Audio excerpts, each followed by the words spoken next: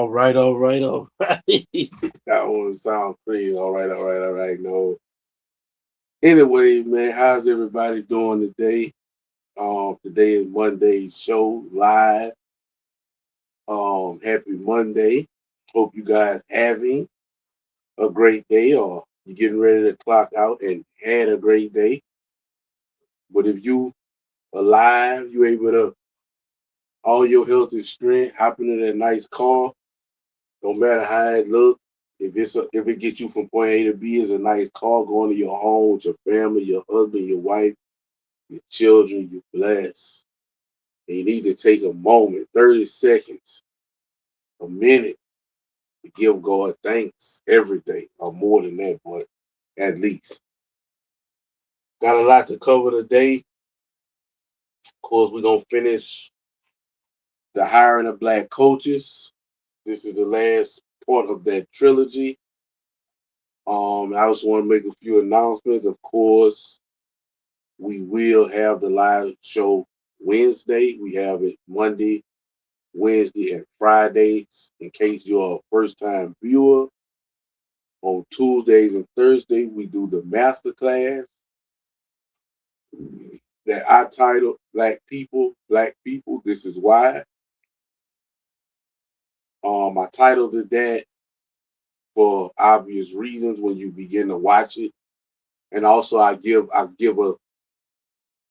on the intro, I break down why I called it that, why I named the series that. And it's a master class on how you are to conduct yourself when you have any type of run-ins with the law enforcement, with members of the law enforcement. And I use real life situations that I break down what the person did wrong, what the person did right, what you should do when you're in that situation. Um, And yeah, that's my master class that I titled Black People This Is Why. We do that on Tuesdays and Thursdays. But Monday, Wednesdays, and Fridays, we do the live show. That is the schedule. Weekends, you might get something like this weekend. I dropped some videos this weekend, but weekends I most of the time will take a rest. That'll be my resting time to get itinerary together for the week. But this week I had some stuff on my tongue I had to just drop. Like I dropped one earlier this morning. Um, but yeah, man. So and this Friday I won't actually be able to do a live because I'm taking a business trip. And I was gonna do the live when I got there, but I'm just gonna go ahead on and take the weekend off because I while I'm on this business trip. Friday, Saturday, and Sunday. I'll be back Sunday for and get ready for Monday's live next week. And that's pretty much all the announcements that I have. So let's get right into this, man. First, I didn't. I will admit that I didn't get a chance to catch the Super Bowl, man. I ended up having a long Saturday, uh, and by the time I ended up going to sleep around 2 or 3 yesterday afternoon, and I had already made peace with the situation that okay, look, I'm gonna miss the Super Bowl. But I kind of dozed off when I woke up. It was 5 o'clock, but I still had a lot of sleep on me. So I said, man, my team not playing. So I say I'll just catch the highlights. And I got to catch a few highlights, but the reason why I want to speak on it, I wanted the Patriots to win. The Patriots, I'm a conservative. I love America. So, America make 250 years old this year. I think that would have been fitting for the Patriots to win, but they didn't. So it's all good. But uh, as I was listening to the highlights, I heard the quarterback for the Seahawks, the winning team, and he made a speech, man, and it was a speech that when I listened to it, it kind of moved me. And I'm gonna tell you why. I'm a under I'm a listen. I love an underdog story. I feel like I'm an underdog, and I just love an underdog story with somebody who was counted out rise above the ashes and be victorious. I just love to see that, man. Whatever situation is in, whether it's business or sports, whatever it is, when somebody overcome adversity and people count them out, because people count you out, man. Well, I tell you, bro, people will count you out, man, and that's why you got to have a good support system too. But you got to always be your number one support system. You got to always make sure you don't give up on you. When everybody else give up on you and then wrote you off and then counted you out, you got to make sure that you don't count yourself out. As long as you don't count yourself out, you still can win. And if you keep your mindset on what you need to do and do it, you will win. It may not always happen overnight. Some people get that overnight success, but I'm not gonna never say nothing bad about overnight success because hey, if you get overnight success, amen, hallelujah. Thank God for it, because God can make it happen like that. And if you do get overnight success, remember it was God and not you. Either way you go when you get success, it's God, it's not you. But I'm just saying, when you get overnight success, but sometimes when you gotta come from the bottom and grind your way to the top, it just feel better. I mean, nobody want to do it like that, but it feel better. But the most important thing I always tell people, and one of the most important things I preach to myself, even when it's hard, you got to make sure you don't give up on yourself, man. And I was listening to Sam Darnold um, victory speech last night, and he said something that was just so powerful to me. And like I said, it moved me. You know, just to give a little bit about Sam Darnold. Sam Darnold was a VHT quarterback coming out of high school in California. VHT means very highly tutored. You have highly tutored and you have very highly tutored. He was like a big time, big dog coming out of high school. Of course, he went to the prestigious College of Colleges, USC, had a great career there. Um, got drafted in the first round, third overall pick to the New York Jets. Now, everybody familiar with the Jets know what type of team they are. They're from the front office on down. They're a tide fire. They're just a bad ran organization. So he just so happened to, be a victim of that. Got casted away. Carolina picked him up. Tire fire over there. Disaster. Cast him away. Went to the 49ers. They didn't even give him a chance to compete. They just gave the job to Brock Purdy, which job Brock Purdy, of course, was a good option. Make no mistake about it. Great quarterback, but they didn't give Sam a chance to compete. They just gave the job to Brock Purdy. He ended up getting out of that situation, going to Minnesota, and actually proving himself, having a winning season, winning 14 games.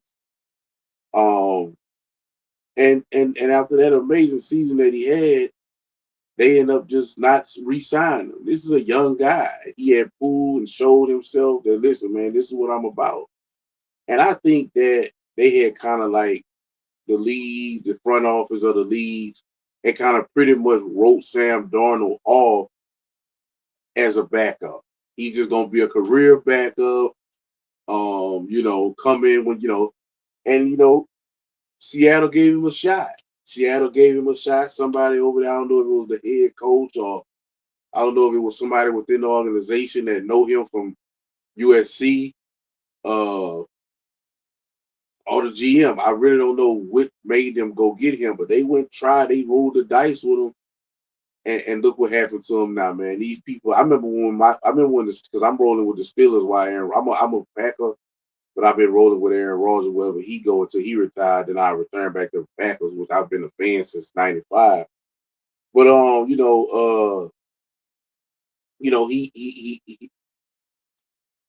he went to Seattle, and this man that won the Super Bowl. And I remember when we played them. I want to say it was in the second week, and the connection that he had with the receiver Jackson Smith Enigma, and just the chemistry that he had with that team. I kind of thought it was a fluke at that time. But I said, okay, this Sam Darnold. I'm not gonna lie, I had cast him away too.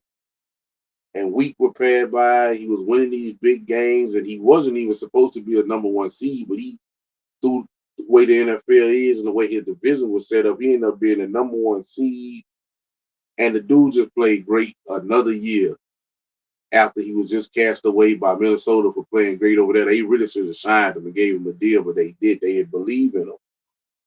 And he was saying about his, and he was saying in his press conference, he could have took, he could have, and I made a video about this, talking about Donald Trump.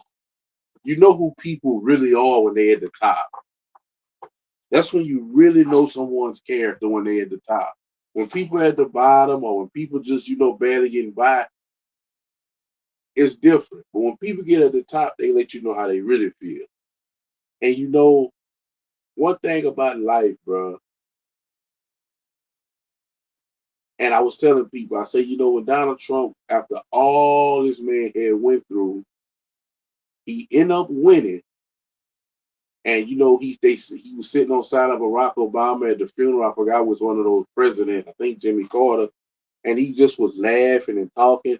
And people love to talk about Donald Trump and say he evil and say all that. And I told people, I said, you know what, in the video, it's on my channel, and he showcased the spirit of Christ that day.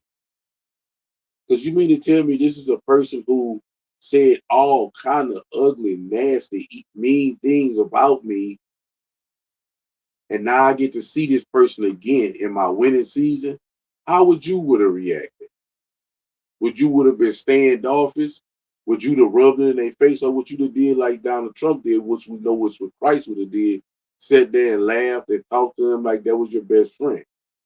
And Sam Darnold had that opportunity last night. He had the opportunity to go up there and say, you know what, this is for you, Minnesota. This is for you, New York. This is for you, Carolina. This is for you, Frisco. None of y'all won those Super Bowl. Y'all all threw me out to the road, and somebody gave me a shot. Now I won a Super Bowl. He didn't do that. As I said, you got to have a good support system. I'm not gonna say you have to, but having a good support system mean a lot. But if you don't have, you got to be your own support system. What he said in his interview, he said, throughout all that I was going through, he said, my mama and my daddy, bro, they believed in me, and I believed in myself. And sometimes, like I say, he took the high road. He didn't say this is for y'all. I wanted to prove y'all wrong. And you know what? He wanted to. He was more into proving himself right than he was in proving all them dollars wrong. And that's how we gotta be in life, man. We gotta be more focused, more concerned, more determined to prove ourselves right about how we feel. If you feel like you the best basketball player in college right now, you gotta prove yourself right by working hard and getting that number one pick or getting to the NBA. Period. Anything you in, football, if you got a job, if you running a business, if you believe that you the best at that or one of the best at that, but it's not, so everything around you is saying otherwise, you got to do it. You got to work hard and you got to make it happen. And it's all about proving yourself right. That trumps proving everybody else wrong. Forget everybody else. Zone them out. The whole thing should be about proving yourself right. If you feel that you the best at what you do, or you one of the best. And that's what Sam Darnold did, man. And that just moved me because it was like, man, he could have took a shot at a whole bunch of people. And he didn't. All he said was, look, man, I believed in myself. My parents believed in me. And it was all about proving me right. I had to prove myself right about what I believed about myself, man. And that just was, like I said, that was dope, man. And that's the message I got from that, man. Make sure in this life, man, that you prove yourself right. Prove yourself right. Don't worry about proving other people wrong. Prove the man in the mirror right. Prove the man that you gotta lay with in that bed every night, and that's yourself. But yeah, man, and I also want to talk about the halftime. So I've been a Kid Rock fan since I was in elementary school. Always loved Kid Rock. But I didn't get a chance to watch either halftime show, the TPUSA or the Bad Bunny halftime show. But I'll say this: for all of the people who upset about Bad Bunny and his performance, and he shouldn't be performing in America, and he didn't speak Spanish. And if you looked at the lyrics, it was a damn near porno song. It was so nasty. Um, so maybe it's good. A lot of kids who watch the Super Bowl didn't understand what it was about. But I'm sure they got Google Translate. And they figured it out. But anyway, yeah, like I say, man, what y'all got to understand, the people who are upset with that, the conservatives who could upset with that, and all of the people, even Donald Trump.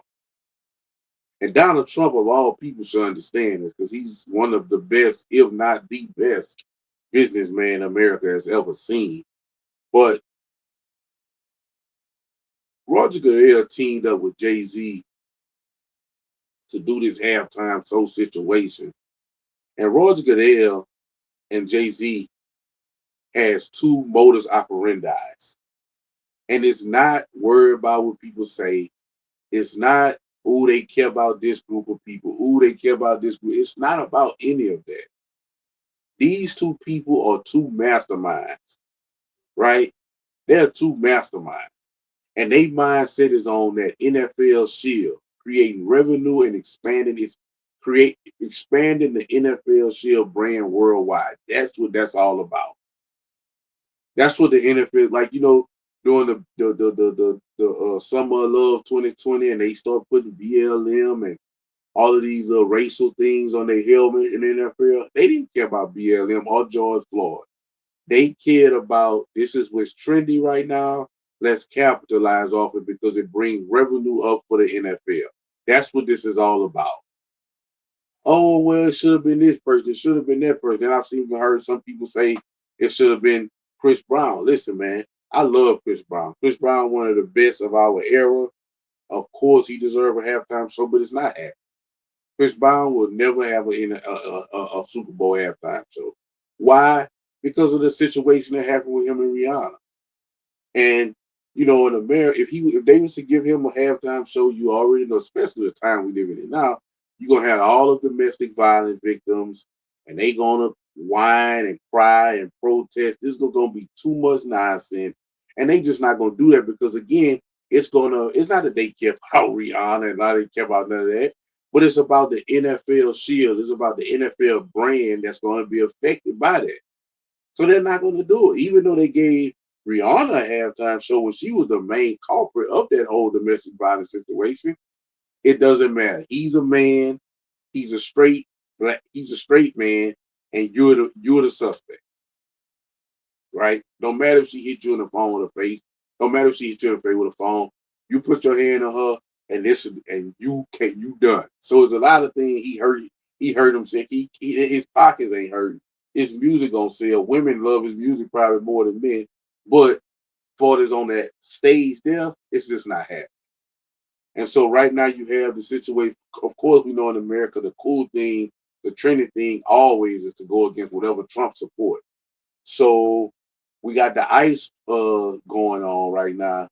So what better way to go against the all of the Grammys they talking about ICE down and all this and all that. So now the NFL has to capitalize off that. And they killing two birds with one stone.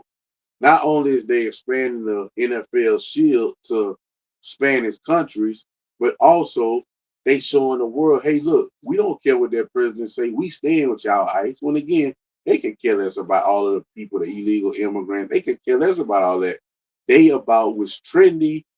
What better time to put Bad Bunny, which is a huge Latino artist, in the halftime show.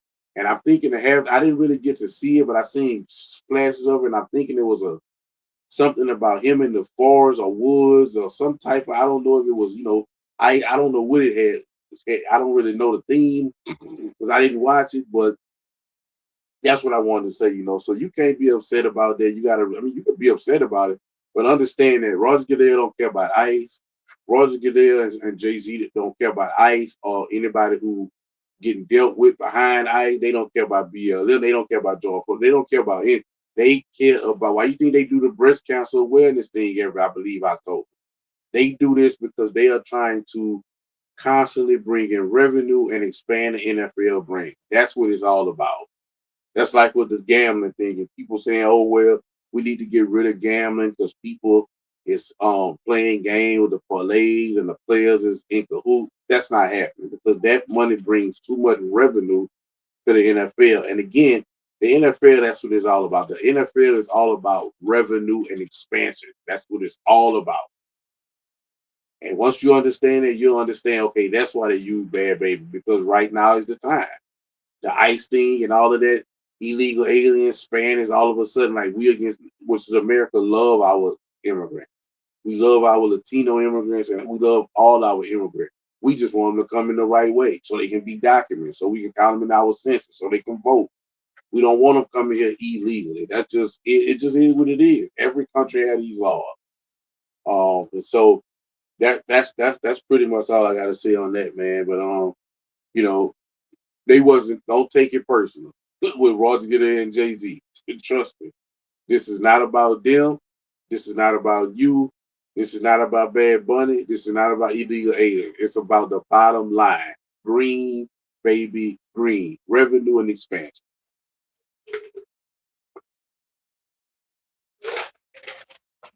But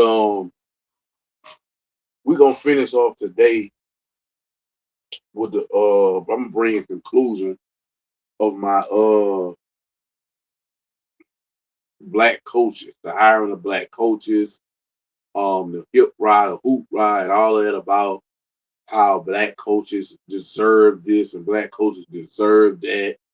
Listen, man, like I've been saying, I'm gonna be consistent in that message that black people have an issue. They have a lot of issues. But one of the main issues, um, one of the main issues is that is they have two trees. They have the social justice tree. They have the Instagram effect, aka stunting tree. This is their two trees that they operate off, and both of these trees have several different branches. And one of the branches on the social justice tree, is they always beg and whine and crying and think somebody owed them something just because they're black. And that's just not how the world works. I understand that a lot of y'all are infected, a lot of black people are infected with the CRTD, which is a disease that which is a disease. I don't know why I always say Malcolm X because I love Malcolm X. It wasn't him.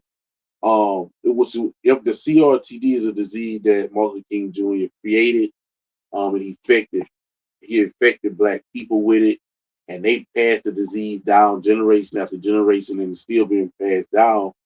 And the CRTD is the civil rights transmitted disease where you always whining about something and begging people and trying to get legislators passed to help you instead of doing for yourself.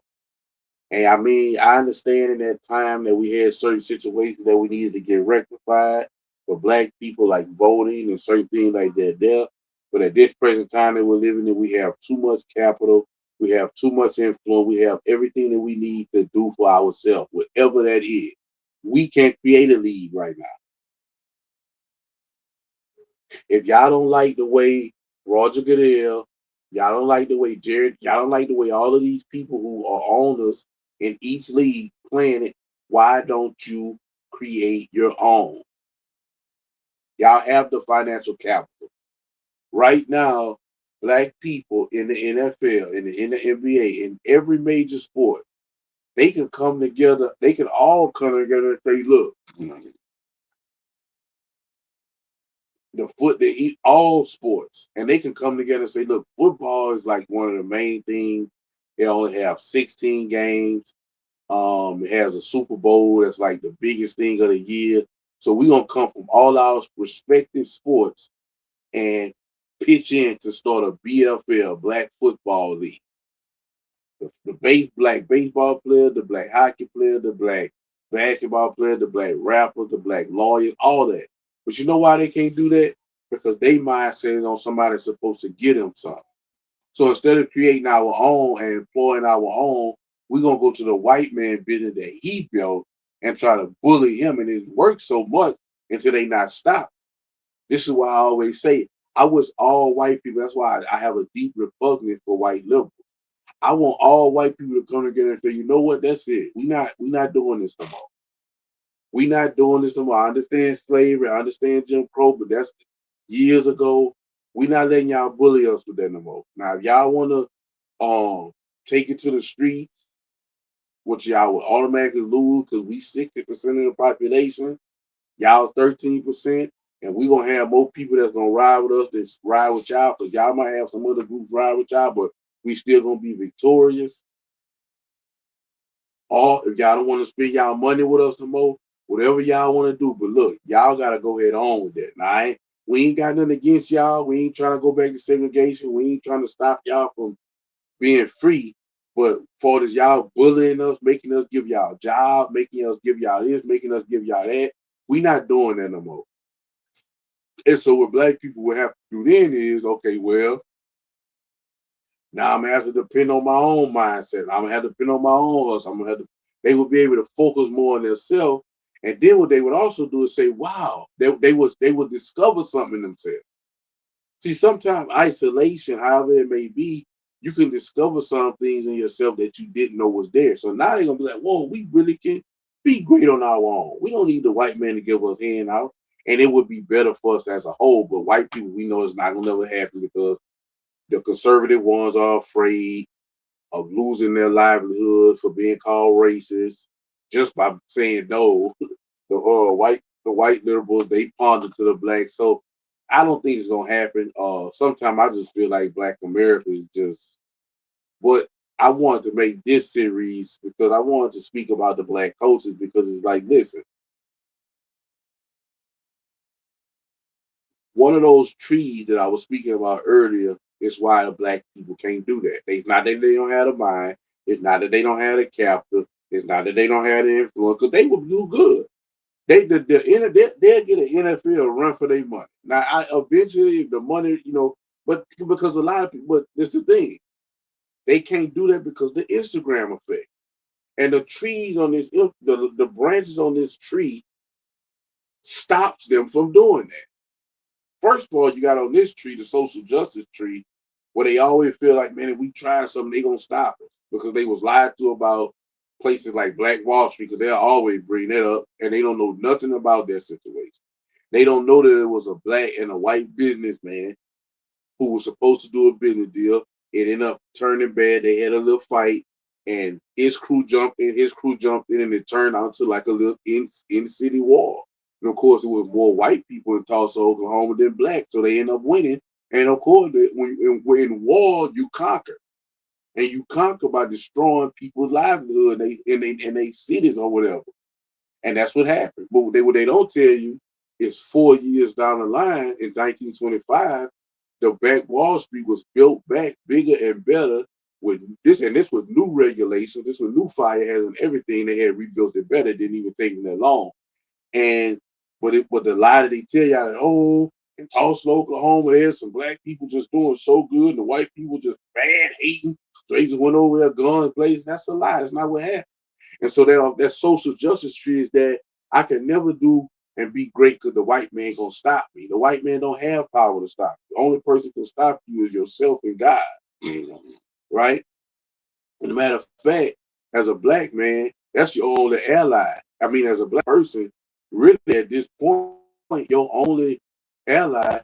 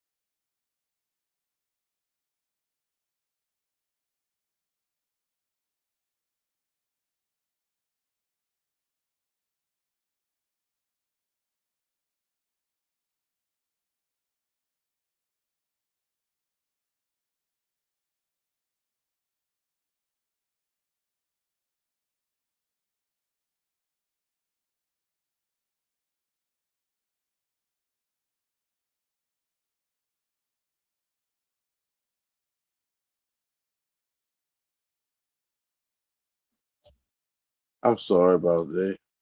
I'm sorry about that, man. Um, I had a technical difficulty. Sorry about that.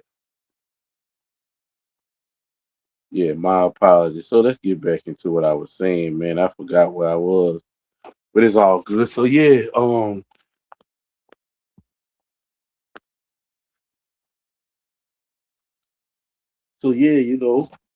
black people they had that mindset, so they was lied to about them. I mean, lied to about the Tulsa massacre, and then on the other tree, that's what stops them from doing a lot of things that's on this tree. Because when they get money, the first thing they want to do is buy designer items, fancy foreign cars, take trips around the world, uh, well, that's like just stuff like that. Basically, just like to just stunt and to get and purchase jewelry, to purchase things to make themselves BBLs and all of these things to make themselves look good, to feel good, and feel better than other people and compete with other black people. They know they're better than compete with any other race, but they only do that with each other. And that's what they spend their money on, so they get some money. Um, Not to mention move in a white neighborhood around the white racists. But anyway, and so because they heard soon they money, they get money, they go spend it. They can't get their mind together and say, "Oh, let's come together and make this master plan. Let's come together and do this." They don't have time because you got to have patience for that. These things that you build are going to take time to grow, and they don't have that patience. They want to do like Floyd Mayweather and buy 30 cars. That's what they want to do. You see it in the league. You see all of these players in every league across sports. You say whatever league you want, you name a league, and the black players in the sport, just like in your regular life. If you, it's just like the regular people. Like say for you got a family reunion, and you got the business owners in the family, the lawyers in the family, the regular Walmart workers in the family, maybe a burger. You got different, but you gonna know when you walk into that family reunion who's who by the way they act and the things that they have on. Because black people like to show other black people that, hey, I got money because look, I got money because look. And that's all of their mind focus on. Again, these are the two trees that takes all of the black person energy. See that every community got two trees with many branches, but all of the other communities they have the same two trees: capitalism tree, education tree. That's the two trees that they have. That's the two ways that they build community generational wealth, not just generational wealth, community generational wealth. If you don't know what that means, you don't understand that, go to my channel. I got a video on the basic formula for black community generational wealth. But I've talked enough, so we're gonna get into this first video about the black coaching. And of course, I'll stop it and chime in. Let's get into it. We're about to go into this probably next week. The racial idolaters in the media, Ryan Clark and Stephen A. Smith and everybody else, are going to start wailing and crying about how come no black coaches are getting hired. The NFL is racist. They're about to start screaming this from the top of their lungs. There have been 5 coaches hired. There's 10 jobs. And of the 5 coaches hired, none are black. And when we go look at who are the black coaching candidates, it's a very short list of black kids. It's Anthony Weaver, it's Brian Flores, it's Vance Joseph, and then it's maybe Nathan Shilhace, the quarterbacks coach, a passing game coordinator, very young guy. But it's not a long list of black candidates. And people are going, oh, it's racism. NFL owners are racist. What they're not going to talk about is that apples don't fall far from trees if the trees stay close to the apples, if the trees are actually in the home of the apples. And the conversation that never gets had about the NFL coaching carousel is that, hey, man, who discipled these candidates? Were their fathers involved in a real way? Were they in the home? Did they invest in their young sons the way these white fathers have? And so maybe it's not racism, maybe it's baby mama culture. Maybe if the majority of your coaching candidates come from single mama or single mama culture, never knew their daddy, or their daddy was distant from them. And I'm not beating these guys up, I'm not blaming them. But if you want to experience the fruit, if you want to benefit from the fruit, if you want to produce great fruit, you better invest in it at an early age. And you better be consistent with your investment and development all the way throughout. You better have a super strong relationship with your son. Because if you don't, your tree is going to produce bad apples. Your fruit will be undernourished. Your fruit won't be prepared for the opportunities that are out there in this world because of your neglect, not racism.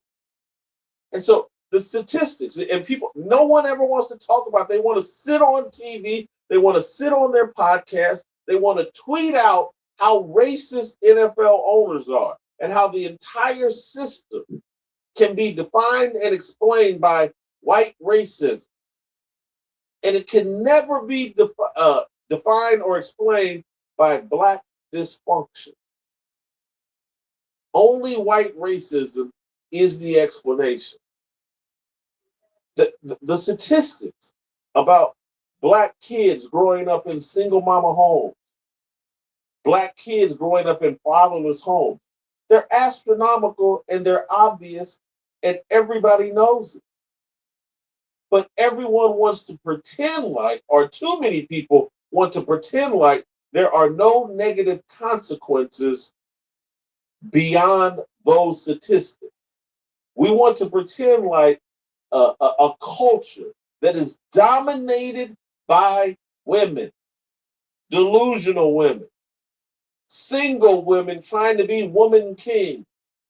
We want to pretend that that produces the exact same kind of fruit as a patriarchal culture, as a culture that doesn't abandon their kids, their sons and daughters, as a culture that invests in their kids. We want to produce, well, produces the same thing. Big Mama in them and all this worship of women produces the exact same results as a culture that is patriarchal and doesn't worship women. And it's a lie. And so Bomani Jones, Ryan Clark, Stephen A., Shannon Sharp, all the low IQ, surface level, Jamel Hill, surface level thinkers. I would say by Monday or Tuesday, they will all be screaming and yelling about how racist the NFL coaching carousel is. And they will never address, man, 75, 80% of these black boys are growing up in homes without their fathers. And look, I'm gonna keep it real. Rick Mentor and his wife, Jesse Minter's mother, they eventually divorced. I think they divorced around 1990 or so, when Jesse was still young, and Rick eventually took a job in South Bend at Notre Dame, and Jesse stayed in Muncie, Indiana, with his mom and graduated from Yorktown High School. But went to a lot of Notre Dame games, stayed in the state of Indiana, stayed connected to his dad. His dad, dad loved football and was a guy that spent a lot of time coaching football. He's like a lot of coaches. But Jesse and Rick's bond never disconnected. And Rick stayed invested in his son, stayed connected to his son, mentoring his son. And when his son entered the coaching profession, Rick was right there to the best of his ability, helping his son he started working for his son. And this is no different. When you start looking around at all the great, do we have the list of coaches that, just to name a few, big name coaches, Frank Signetti and Kirk Signetti, these Jack Harbaugh and Jim and John Harbaugh, Monty Kiffin and Lane Kiffin, Jim Moore and Jim Moore Jr., Dick Nolan and Mike Nolan, Bum Phillips and Wade Phillips, Buddy Ryan and Rex Ryan, Mike Shanahan and Kyle Shanahan, Marty Schottenheimer and Brian Schottenheimer, Don Shula and David Shula. The list goes on and on about these apples and the trees they came from. Well, that's one way to look at it. From and who helped these young coaches develop. It's the dad. And you can sit there and say, well, black dads were never given the opportunity to be great coaches in the NFL or college football. And so therefore they were never given the opportunity to disciple their son. And it's all a lie, and you know it. And obviously I'm a huge Eddie Robinson fan. But there have been HBCU coaches for years. There have been black assistant coaches for years. There's been black head coaches now for some time, particularly at the HBCU level. There have been opportunities to develop and nurture. Jimmy Ray, longtime Marty Schottenheimer assistant coach, produced Jimmy Ray Jr. Sherm Lewis. I actually knew one of his sons, Eric Lewis. He coached at Ball State. There have been black coaches that have poured into their sons, and their sons have had some success. But in mass, the statistics are indisputable about our marriage rate, our bastard children rate, the absentee father rate, and just not knowing what the hell you're doing rate. It's indisputable. And so as this coaching carousel goes on and everybody turns to talking about race, you remember and you point out, like, if the fathers, let's get mad at the fathers, let's get mad at the mothers. You want to blame Robert Kraft and Arthur Blank, and I'm seeing these silly discussions. I saw something on ESPN this morning, or Hadley and these guys saw it on ESPN this morning. Harry Douglas and Bart Scott talking about Kevin Stefanski and how Atlanta fans aren't happy with the Kevin Stefanski hire, and he doesn't fit the culture, and Deion Sanders is a part of the culture of the Atlanta Falcons, and black people just ain't feeling Kevin Stefanski. And they turned the whole hiring thing into, hey, what do the fans want? And do they fit some culture that we just make up and say what it is and pretend like Deion Sanders has a damn thing to do with the Atlanta Falcons today? And it's Chocolate City in Atlanta, and we should have a black coach because it's Atlanta, and he the coach isn't hip hop enough. They just tried that with Raheem Morris. They just tried that with that general manager Terry Fontenot. It didn't work because it doesn't work. Football. We just saw it with Kirk Signetti. We saw it with Bill Belichick and Tom Brady. Football is a patriarchal sport. Period. End of story. It's not a matriarchal. It's not a hip-hop sport. It's about male authority, male masculinity. It's about young men submitting to older men, wiser men. That doesn't play out in black culture in America today.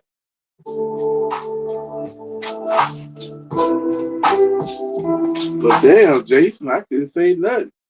Jason went Liberal in. Letlow voted with Biden more than any Louisiana Republican in the U.S. House. Like Nancy Pelosi, Letlow traded hundreds of stocks in Congress. She even violated federal law by failing to report them. You can't trust liberal Julia Letlow. Hi, I'm Mike Willis, the proud new owner of Mike Willis Ford in Orange. Southeast Texas deserves a Ford dealership it can rely on. That's why Mike Willis Ford pledges honesty, integrity, true community values, every customer, every time.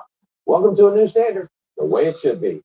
Cam is actually leading people in the culture into a deeper level of ignorance that will only limit their opportunities the same way Cam's opportunities are limited.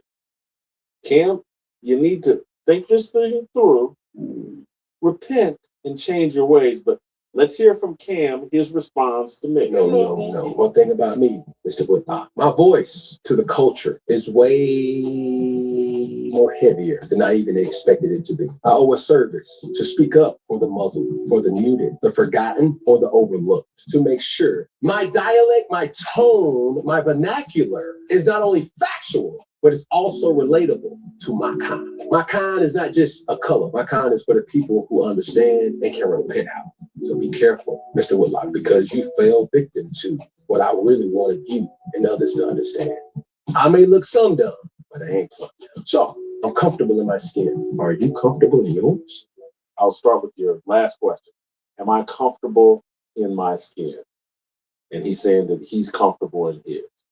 And so I'm going to deal with your question legitimately. I'm going to deal with what you said. My skin, I think what you mean is, am I comfortable being black? But let me answer your first question. Am I comfortable in my skin? My skin is not a color. It's skin. So I'm answering the skin question, then I'll answer the color question. I am not comfortable in my skin. No, because I have a biblical worldview. I know that I'm a ratchet, lustful, ignorant, and that the Bible and Christianity actually teaches me to deny myself, that my instincts, what I want to do, will lead me astray. And so I get up every day and go to war with Jason Whitlock.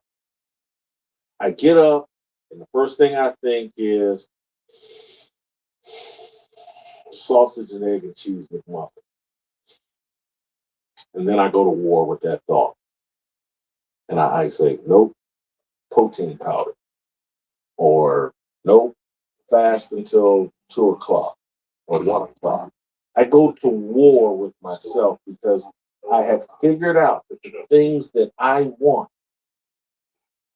actually hurt me, damage me. And that the Bible and the whole point of Christianity is denial of what I want.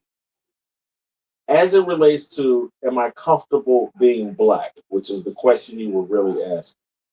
Not only am I comfortable, I enjoy it. I love it. It's the way God made me. Yes, I'm very comfortable with my skin color. I'm very uncomfortable with who I am, and I fight it every day.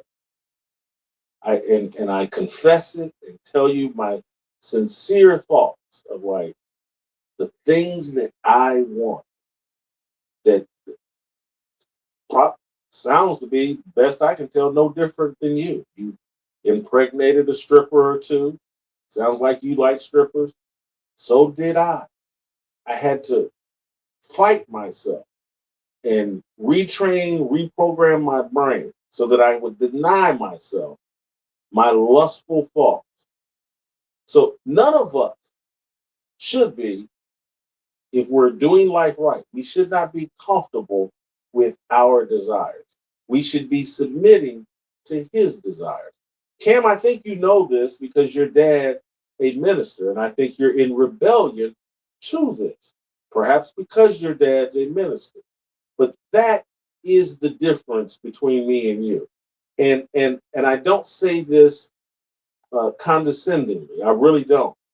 but I just look at life on a much deeper level than you do. And part of the reason I do is because I'm not 6'5" and wasn't blessed with otherworldly athletic gifts like you. I've spoken many, many times on this show that how athletic blessings actually undermine intellectual development.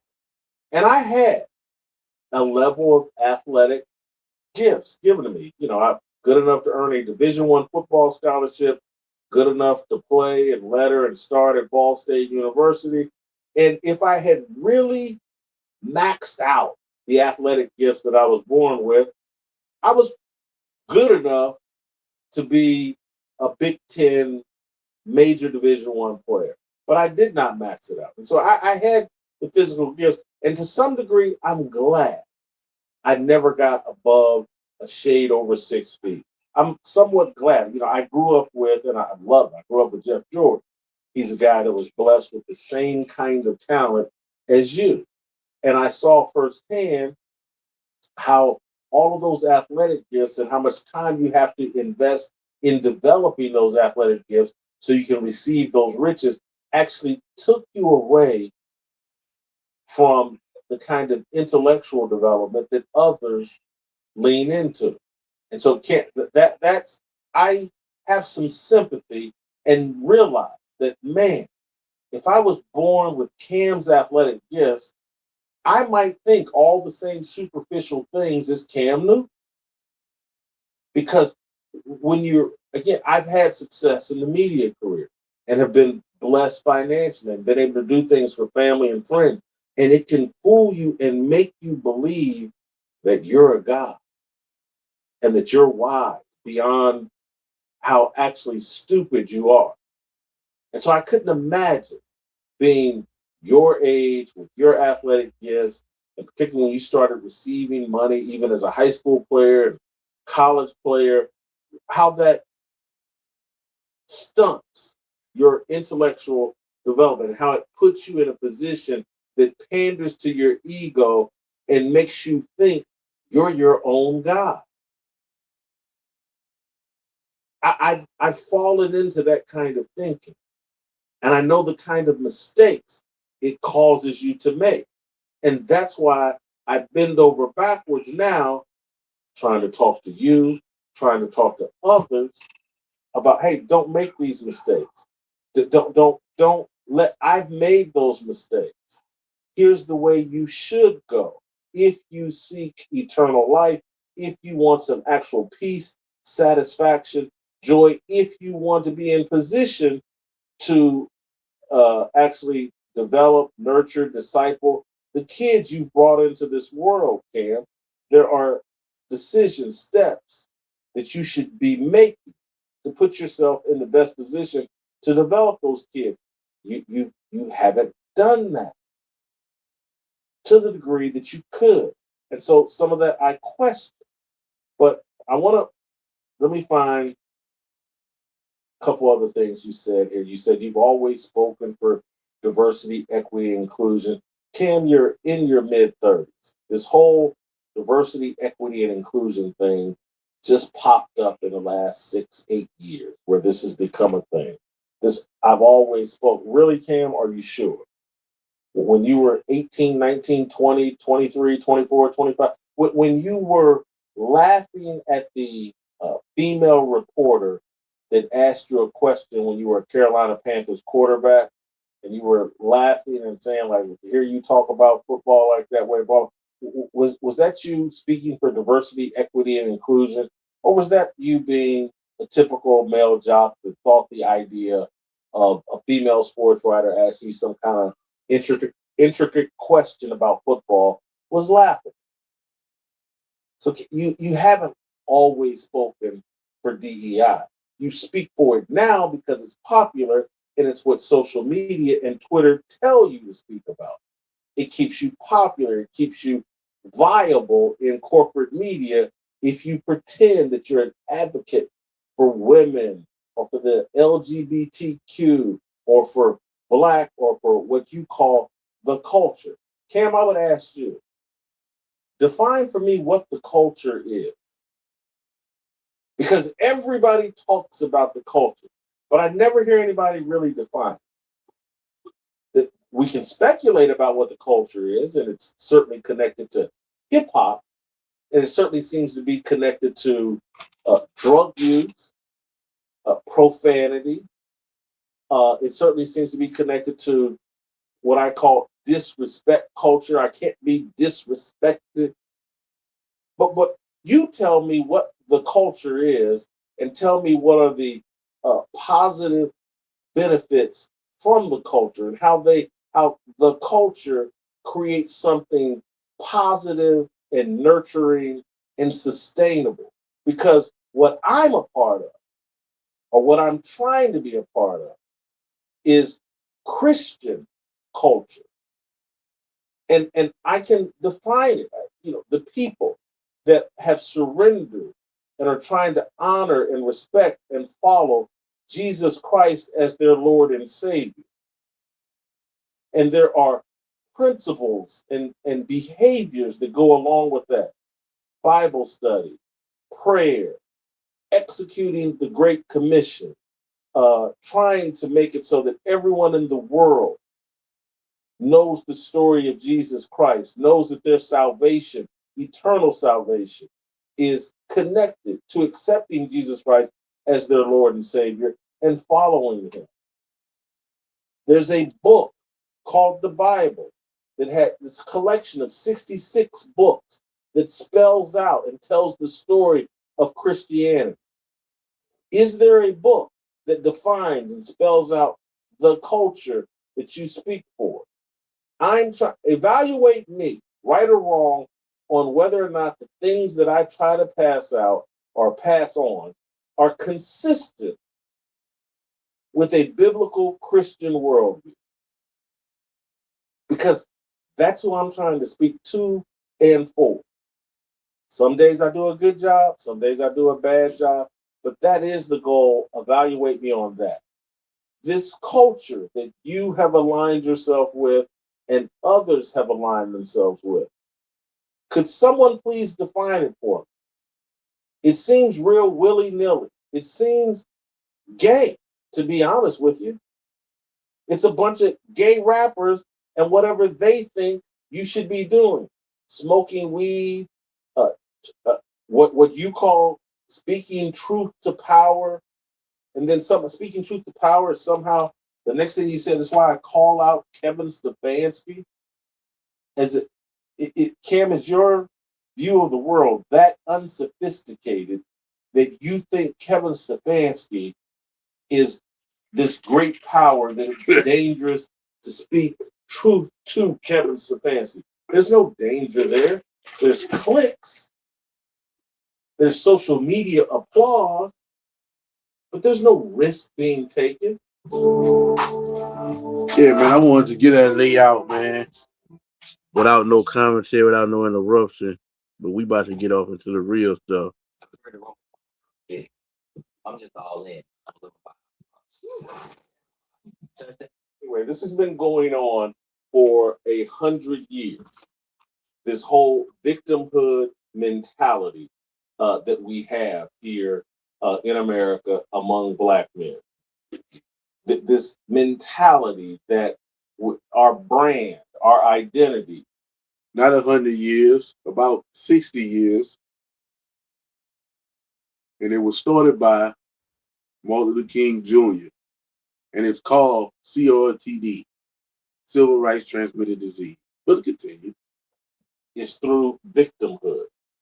And what you're about to witness is everybody melts down over social media. Everybody melts down on ESPN and Fox Sports and everywhere in the New York Times, The Athletic, Bleacher Report. Everywhere you turn, you're going to hear Black men and liberal white men and liberal white women and Black women. You're going to hear them talking about, the victimhood of Black men and just how enslaved we are and how we can't get a job because it's racism and we're just victims of this and victims of that. And as long as our brand is victimhood, as long as our identity is victimhood, it's nearly impossible for a group of people that see themselves as victims. Those people don't make good leaders. Period. End of story. Thank you. You cannot be a leader while being a victim. Those two things are antithetical. There is no leadership in victimhood. And if you're paying attention, or even if you're not paying attention, if you're just awake and your heart is. And I want to add something to that. Um, this is another reason why a lot of situations, this is what I tell black people, they seem not to get this. Oh man, I don't care about no white man, no cracker. Well, the problem with that is y'all don't create nothing. Y'all don't build nothing. Y'all don't build no Walmart. Y'all don't create no corporation. Y'all don't create nothing that the world needs. Y'all don't create nothing that the way you can hire other people. A few of y'all might have a little business here or there, but I'm saying like y'all don't have no major corporation, no major thing that y'all giving the world that people can use and be employed by, like the white man does with airplanes and cars and Walmarts and things like that there. And so, you know, you have to work for the people. And this is why you guys are not giving, we speaking from a black coach perspective, a leader of men, a leader of a whole staff, but this just goes for anything. This is why in corporate America and different places, the black woman or the black man will get looked over by the Mexican, the white person, the Jewish person, or even the Middle Eastern at this point, because they're bad for business. And they know that when they deal with these people, it's two versions of them. They're two trick pony. Either you confront them about the issue at work, they're going to either get angry and or violent, or they're going to play the race card, right? And by this being known by them, and again, they can play the race card and be dead wrong, but just that sore eye being on your business of being racist is bad for business. Of course, it's not going to stop you, especially if you're a Walmart or a corporation, but still, it's bad for business, it's bad press, right? And so this is what's known about the black man and the black woman, and they don't understand that they hurt. Like I was speaking on a video this morning about how white people don't operate how black people operate. Black people are overly emotional to the point where they can't hide their emotion. They have a very, very low IQ. I mean, they have a very, very low. They have a very, very low emotional IQ, and so they go on these apps. Like they had a situation this morning where, like I said, I made a video this morning. Go check it out. Titled "Will Black People Overcome?" And all weekend we dealt with the whining about the monkey post by Donald Trump about the Obama. And first thing this morning, they made an article on a news page from my hometown, and it had a quote unquote racial slur and all of the black people in the comments, and they think that they get some type of stripes. They think that they get some type of cool point. Maybe they are within the black community, but that means nothing.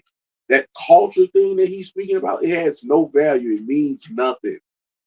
If black people were in the position that white people or Jewish people's in, and then they came up with the culture, maybe it does. And the thing about it, I was telling somebody this weekend, it's so crazy how much now culture is something that has to be acknowledged, because the black culture is powerful. The way they dress, their music, and it's so funny how influential black people is with that culture, and they're using it for the wrong reason. Instead of using it and capitalizing and saying, okay, we got this to bring to the world.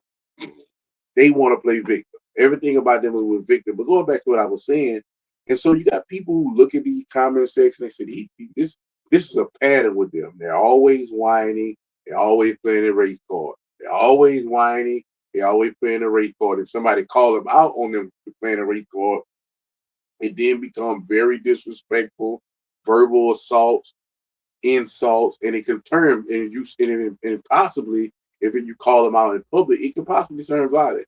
So these people are bad for business. So we might have to give them a job if they have a degree, just protocol, but we might not. We might give them an interview just to, make ourselves, and it's not racist. It's just bad for business. I mean, from my perspective, I ran a company, a corporation. Listen, and this goes for anybody, but I'm just saying, dealing with black people, I mean, listen, they are what they are. I didn't make them that way. They are what they are. And I would be very stand up because I'm like, listen, I don't know my flowers, but as a black man, I know black people very well. And I don't need that here. Now, again, I would be a black man, so they wouldn't be able to use the race card on me. But just the other thing that carries along with black people, they're very, very toxic. And the conservative ones, it's not enough. They are very, very, very, very small percentage. Black population is over saturated with two groups of people: the overly educated ones who are who are pro victims, PhD in victimology, gold medalists in the Victim Olympics, and the degenerate black. And they're the same thing. They're all victims. It's all a white man's fault. And so people are tired of that. People don't want that their business. People don't want that their companies, because people create businesses and companies to make sure they have community generational wealth. And just to give a little sprinkle of what that actually means, that's community wealth for that's helping anybody who not only have your last name, but have helping anybody who look like you have an opportunity to make some money and create generational wealth for their families passed down that way. And that's what these people create businesses for. Again, these races, the Jews, the white, the Arab, all these races operate off these two trees: capitalism, uh, and education. That's what they're all about. And those two things are to create community generational wealth. Will they every now and then stick a hand out, give somebody an opportunity, another race? Absolutely. But that's what it's all about. So they can't let you come in and get them a black eye. They can't. And that's what black people have been doing. That's what they're currently doing. And just hiring them, promoting them, especially. And I tell people, I was telling somebody the other day about Candace On. Now, Candace On went off on the deep end. I was giving her grace, but she's doing too much now. And one of her last videos, she talked about how Charlie lied to her. But what Charlie began to see is how the range she was, and how she's one of those what I would call a dweeb. Like they'll look at a medicine bottle and in benzene and just go look. She has no. But again, this is what happens when women either alone or women with weak men.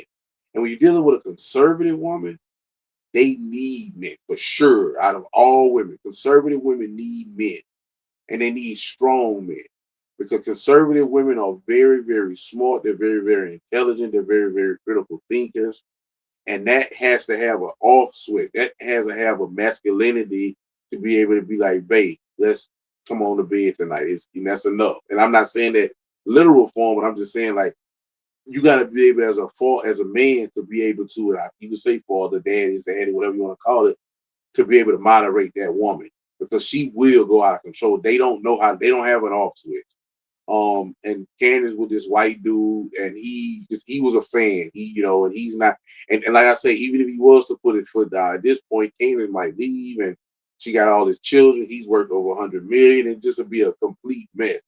And so she just didn't just doing too much with this Charlie Kirk situation. But Charlie Kirk began to see who she was. He would keep certain things from her.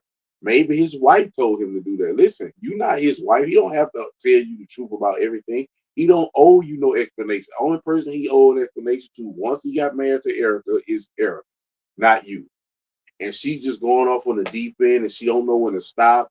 And if that was my wife, I would have been told her, look, babe, that's enough. If it's something, the scripture tells us that everything in the dark will be brought to light. So look, babe, because all this energy that she's putting on these to find out other people's business, you are a mom of 3 toddlers and a wife. Somebody is getting neglected. And you don't have to be doing it. Listen, man, our main objective as we have a family is to make sure we provide for our family and spend the most time as possible with our family.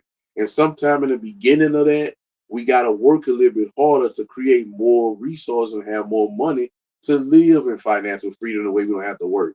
Right now, first of all, you don't even have to be working, period. Your husband worked over $100 million, but you worked a lot of money now. You've been accumulating a lot of money now. You make a lot of money now. You could do your show once a week. You have millions of subscribers. But every day and all day, you are putting all of this energy in trying to crack something that I don't believe is there. And again, your children are being neglected, your husband are being neglected, you're over, you just too, you need to be, she need a man in her life. And the dude who would, I'm not trying to be disrespectful to her husband, I'm just calling a spade a spade. I've seen these situations before. And this is not only with conservative women, I've dated conservative women, and they are very, very, very, very turned up. And get with a white man, again, this is not me being racist toward white men, but white men used to dealing with their women. If they're a white man, majority of the women that they dealt with, 9 times out of 10 are white women. White women and black women are polar opposites, right? Black women are they just got something in them, and I just don't feel like white men are equipped for that. I'm not saying that it can't ever work. That's not really my offer to say. That's God offered to say, because He is the creator of all things, not me. But I'm just saying, of my experience and my field, boy, it just because the white boy don't know how to handle that, and he usually get ran over, and in some cases it get fatal. Some cases it turns really bad, and it's just a mess. And so yeah, that's all I wanted to say. And let's get back to the video.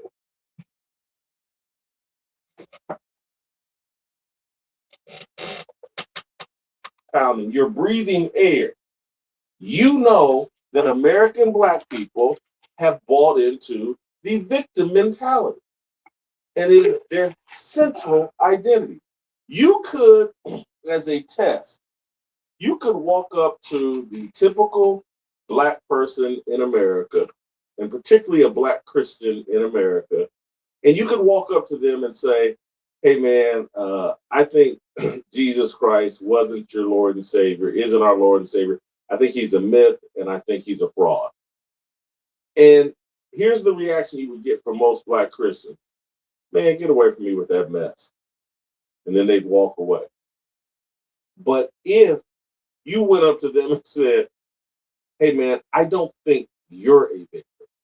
I don't think Black people's history in America is that they are victims." Now you got a fight on your hands. Now you got an argument on your hands. Now you got a person that will bend over backwards to run around and tell everybody this person is racist and they shouldn't be employed anywhere. They shouldn't be put in a position of leadership and respect. They shouldn't receive promotions. We must run around and brand this person. I must tell the world this person's racist. They've denied my victimhood.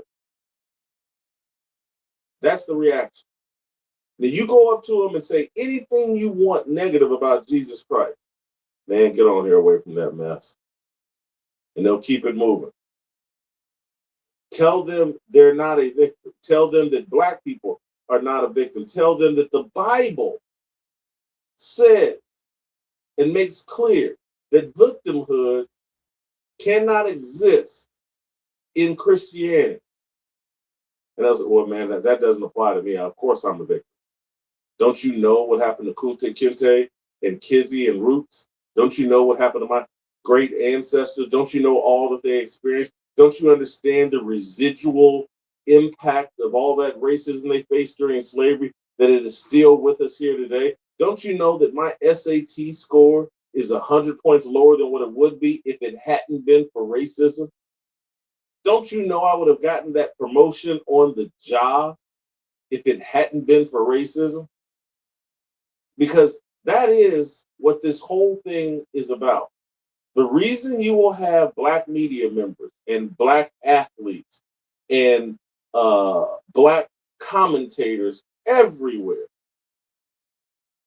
sitting back comfortably with a smug look on their face and telling the whole NFL is racist and they just don't want Black head coaches. What they're really saying is, I'm a victim of racism in my career.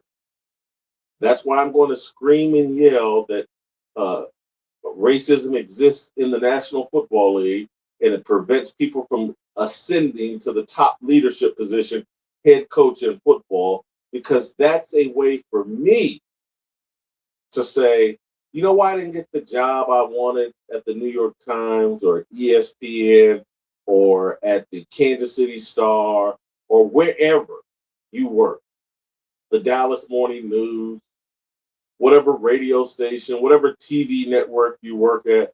The reason why I'm not the ultimate boss, the reason why I'm not the lead anchor, the reason I'm not the lead editor, it's racism.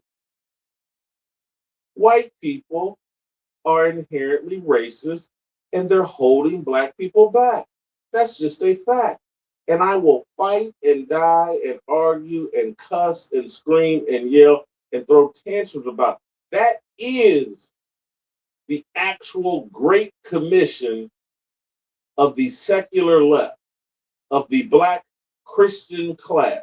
The great commission is to let everybody know I'm a victim and that black people are victims on this planet. That's the great commission. That's the word that they want the entire world to bow down to and accept. And so I'm going to, and some of these people that I may mention today are people that I know, people that I respect, people that I had positive relationships with at some point, but I just have to keep it real. And so I'm going to start by reading the article in The Athletic, and it's written by Jerry Brewer, someone I've known for a long time, someone that I've had a lot of respect for throughout his career.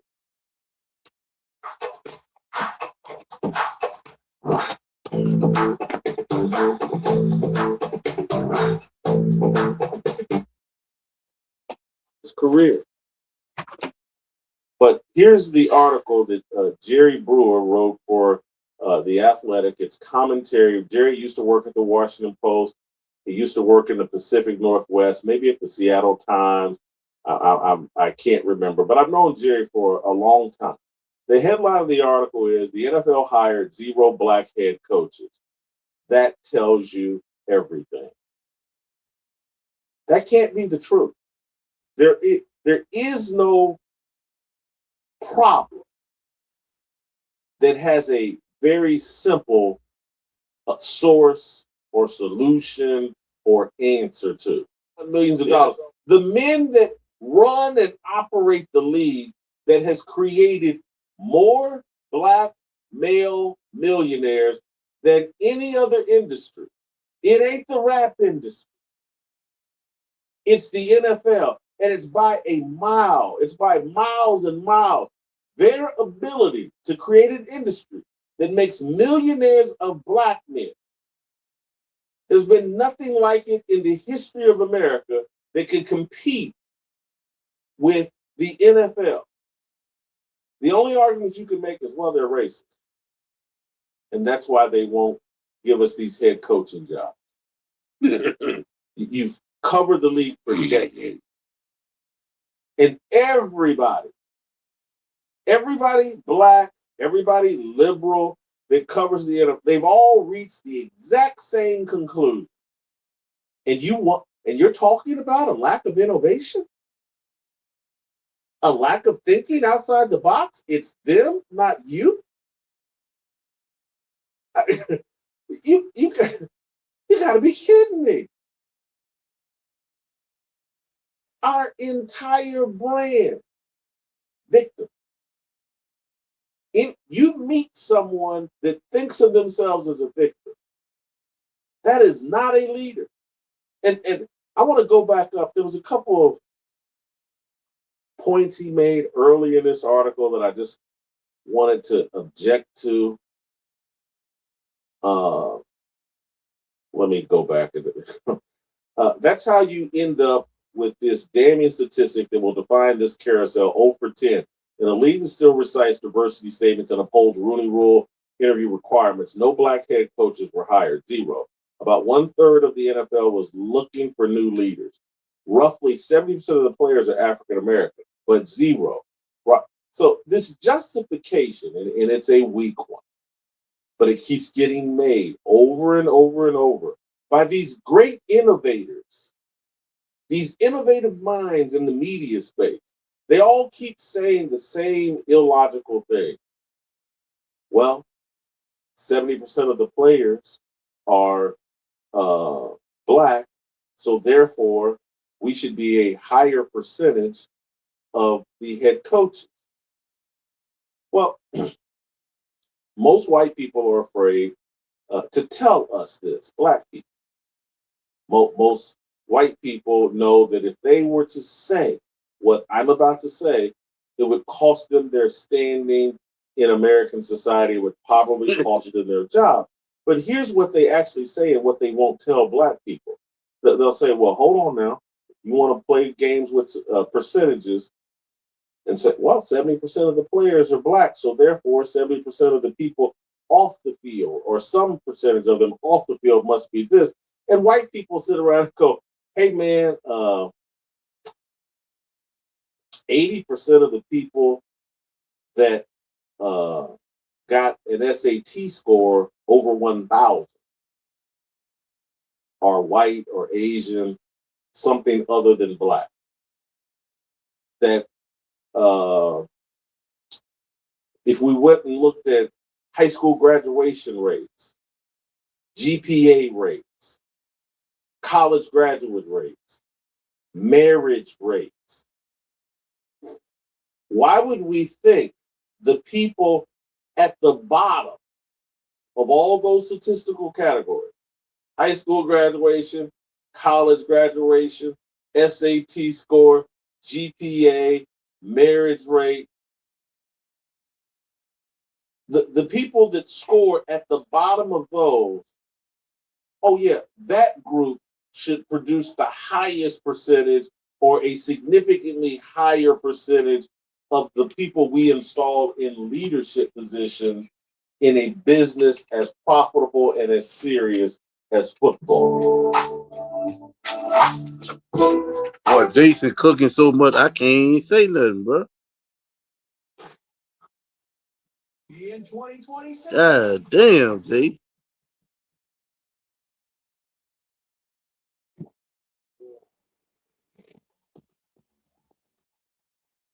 All right, Rob G, let's kick it off. There were 10 head coach openings in the NFL. So we're gonna switch lanes real quick before we go back to Mr. Jason Whitlock. And of course we had to bring in the dumb Rob Parker, the buffoon Rob Parker, right? Of course, this guy, man. Hey, you know what's so funny? I'm laughing because I listen to him almost every day just to laugh at his outrageous take, his outrageous sports takes, and his situation like this. His victimology, because he got a PhD in victimology. He has a gold medal in the Victim Olympics, and it's just sad. It's sad, man. He's just a buffoon. He have a very low IQ. He's one of those people who have the disease CRTD, civil rights transmitted disease. He's a victim. He have no wisdom. He is a pathetic excuse for a man. And it just sometimes you gotta laugh, bro. But I want you to hear his take. And the dude that's on side of him, I think it's Kelvin something. He's even dumber. So we're gonna let these guys play. We're gonna let them tell y'all what's the remedy for black coaches to get hired. Remember what I told y'all. Well, I'm gonna just let them talk and then I'll chime in. And we got the final tally. All the jobs are filled. And guess what? What's that? No brother needed is the story of the day. Both of them, like the White Howard at the free throw line. Unbelievable. Oh, it's a tough scene, guys. The NFL is officially down to 3 black head coaches. One of them you tried to get fired last week, Rob. Aaron Glenn with the Jets. And I still would fire him. Make it 11. I still would fire Aaron Glenn. I still think he's bad. We down to 2? Todd Bowles of the Bucks and D'Amico Ryans of the Texans. That's because of the 10 head coaching vacancies this cycle, 0 Zero went to black coaches. In fact, only 2 offensive coordinators are identified as black, one of which is biracial, Mike McDaniel with the Los Angeles Chargers. The other one, Eric Bieniemy, just got his job back in Kansas City. And Rob G, can you tell everybody that Robert Saleh is not black? He is not black. Would you stop that? I've got people going, well, what about Robert Saleh? You know it's bad when you got to point to the, well, you got Robert Saleh. So guys, this has been an ongoing issue for years now in the NFL. They do the Rooney Rule. That's no impact whatsoever. Terrible. It's just satisfying a box on a check sheet. Here's the question. Why does this keep happening? And what can they do to fix the problem? I'm gonna be unconventional here. I'm blaming the black players in the NFL for this scourge, not the owners. Okay. Not the owners, because they will not make a change unless, Kelvin, you force them to make a change. And I'm serious. The Players Association, weak and terrible. The players themselves. Where is the press conference with the top 10 black players saying this is garbage? This is ridiculous. You know, I saw somebody go, well, DEI is dead or whatever. Wait a minute. The league is 70% black. The DEI is the white guys who keep getting hired in a black league. Yeah. You know what I mean? Yeah. Not the other way around. Yeah. It's mind-boggling. But we saw it in the NBA. What did they do? Donald Sterling was a coach was an owner for 40 years in the NBA. Finally got caught Guess up. what got him out? The players came together and said, guess what, Adam Silver? We will not NOT play the playoffs if this guy is still an owner. He was out like that. A billionaire out like that.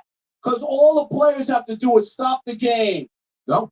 That was a different situation. Again, like I said, I wouldn't expect nothing more out of Mr. Rob Parker. But again, that was a very different situation. He got caught saying something that was racist, and he just so happened he had bad timing. He had just started, the woke era had just kind of like started at that time. So he just was a victim of that. I never believed that was fair. And guess what? They said they weren't playing, but guess what? When you have a job to do, I know it wasn't nowhere in their contract that said, okay, if you find out your owner is racist, which I don't believe he was racist, he just so happened to have an issue with the woman he liked that was, messing with Magic Johnson. So hey, that was his form of disrespect. But if it was a white person, he would have did the same disrespect. Men would do that behind their women. But anyway, right or wrong, agree or disagree with what I'm saying, that man was not supposed to lose his team for that. And so you saying, oh, well, they stood together. Guess what? If that had been Donald Sterling, I don't think he would have did that. But Adam Silver is woke. He's a liberal white, so you know how he was going to operate. But the thing is this. That man could have, if they would have been like, you know what? Hey, we can't do him nothing legally. And I don't know how they got away with that. I really still say that they don't know. But anyway, listen. I made a mistake and said that. It is what it is. Listen, if y'all don't play, I won't be signing no check. I won't be signing no check. They done played very quickly. Cause see me, say for instance, I got a job, I'm employed with a company or whatever. I don't care how the owner feel about me. As long as you pay my check, that's all that matters to me. I don't care how you feel about me. And that's what's wrong with niggas now. They always worried about how the white man feel about them. Listen, man, this man made all y'all millionaires. Some of y'all might have came to the Clippers and got a bigger contract. Listen, how he feel about me is his personal life. Now, how he feel about me stop him from writing my check, then that's another story. But that didn't happen.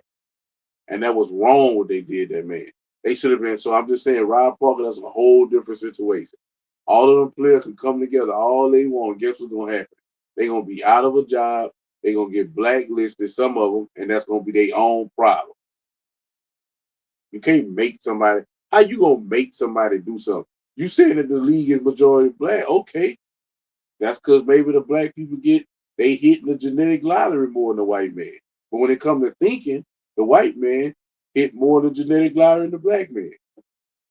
And they are the better leaders of teams. And going back to what Jason Whitlock said, a lot of these dudes come from single parent households. They don't know how to be leaders of men. They're very overly emotional and impulsive.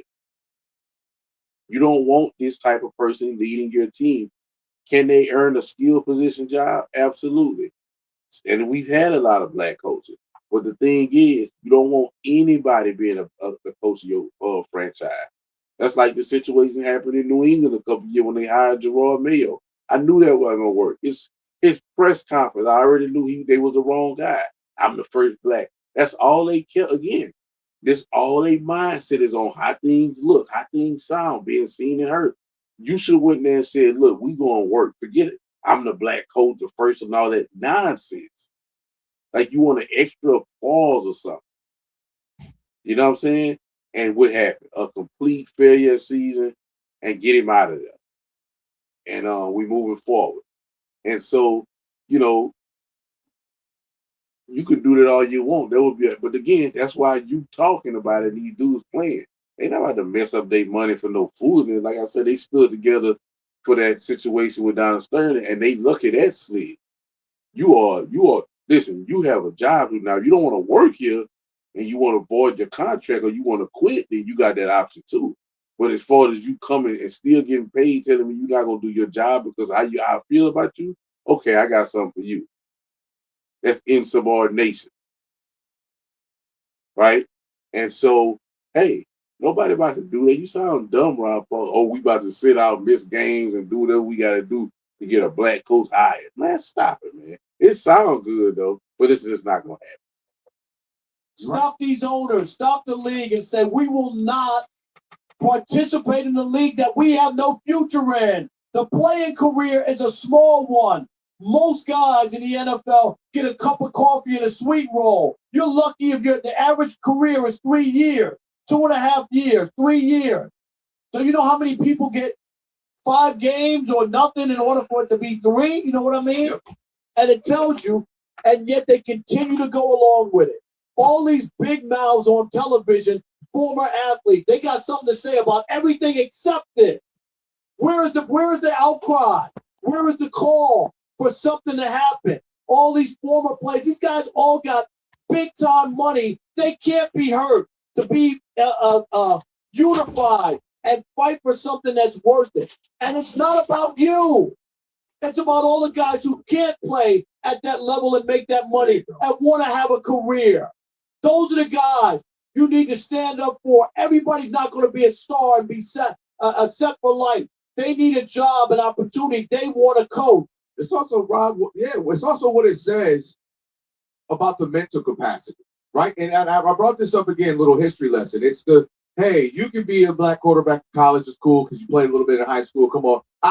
We got it from here. We're the professional ranks. We got it from here. And for decades, black quarterbacks coming out of college were told to what?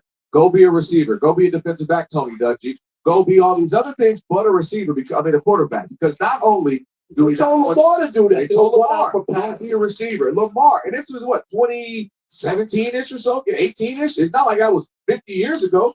Hey, you just won a Heisman a couple years back. But by the way, don't come play the quarterback position in the NFL. That was Bill Polian, who's a Hall of Fame general manager. And what that screams is there's still an ideal of, well, you can't lead a team. The leader of the team on the field is who? The quarterback. The leader off the field is who? The coach. We already know there's multiple, the leaders of that picking the team as general managers.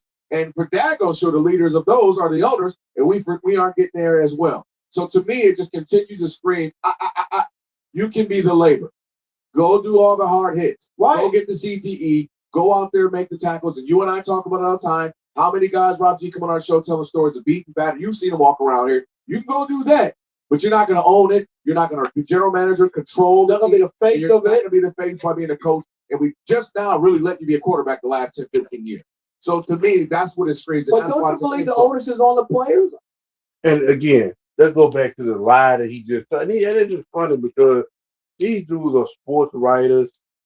These dudes know what they talk about. They purposely mislead people to virtual signal. That's all they doing. Yeah, well, we said something on the show about it. You know what I'm saying? That's that kind of energy. You feel me? First of all, to go back to the Bill Polian. Bill Polian said it about Lamar Jackson because Lamar Jackson, everybody know that he was, first of all, he was very small. That's number one. Right? This man is a Hall of Fame GM for a reason. He know what he's talking about. He's not God, so he's not going to get everything right. But you know what he's talking about. He's seen Lamar Jackson plenty of times in his career, and they don't last. And look what Lamar been going through the last couple of years. Injury, injury. And when he's healthy, he don't win.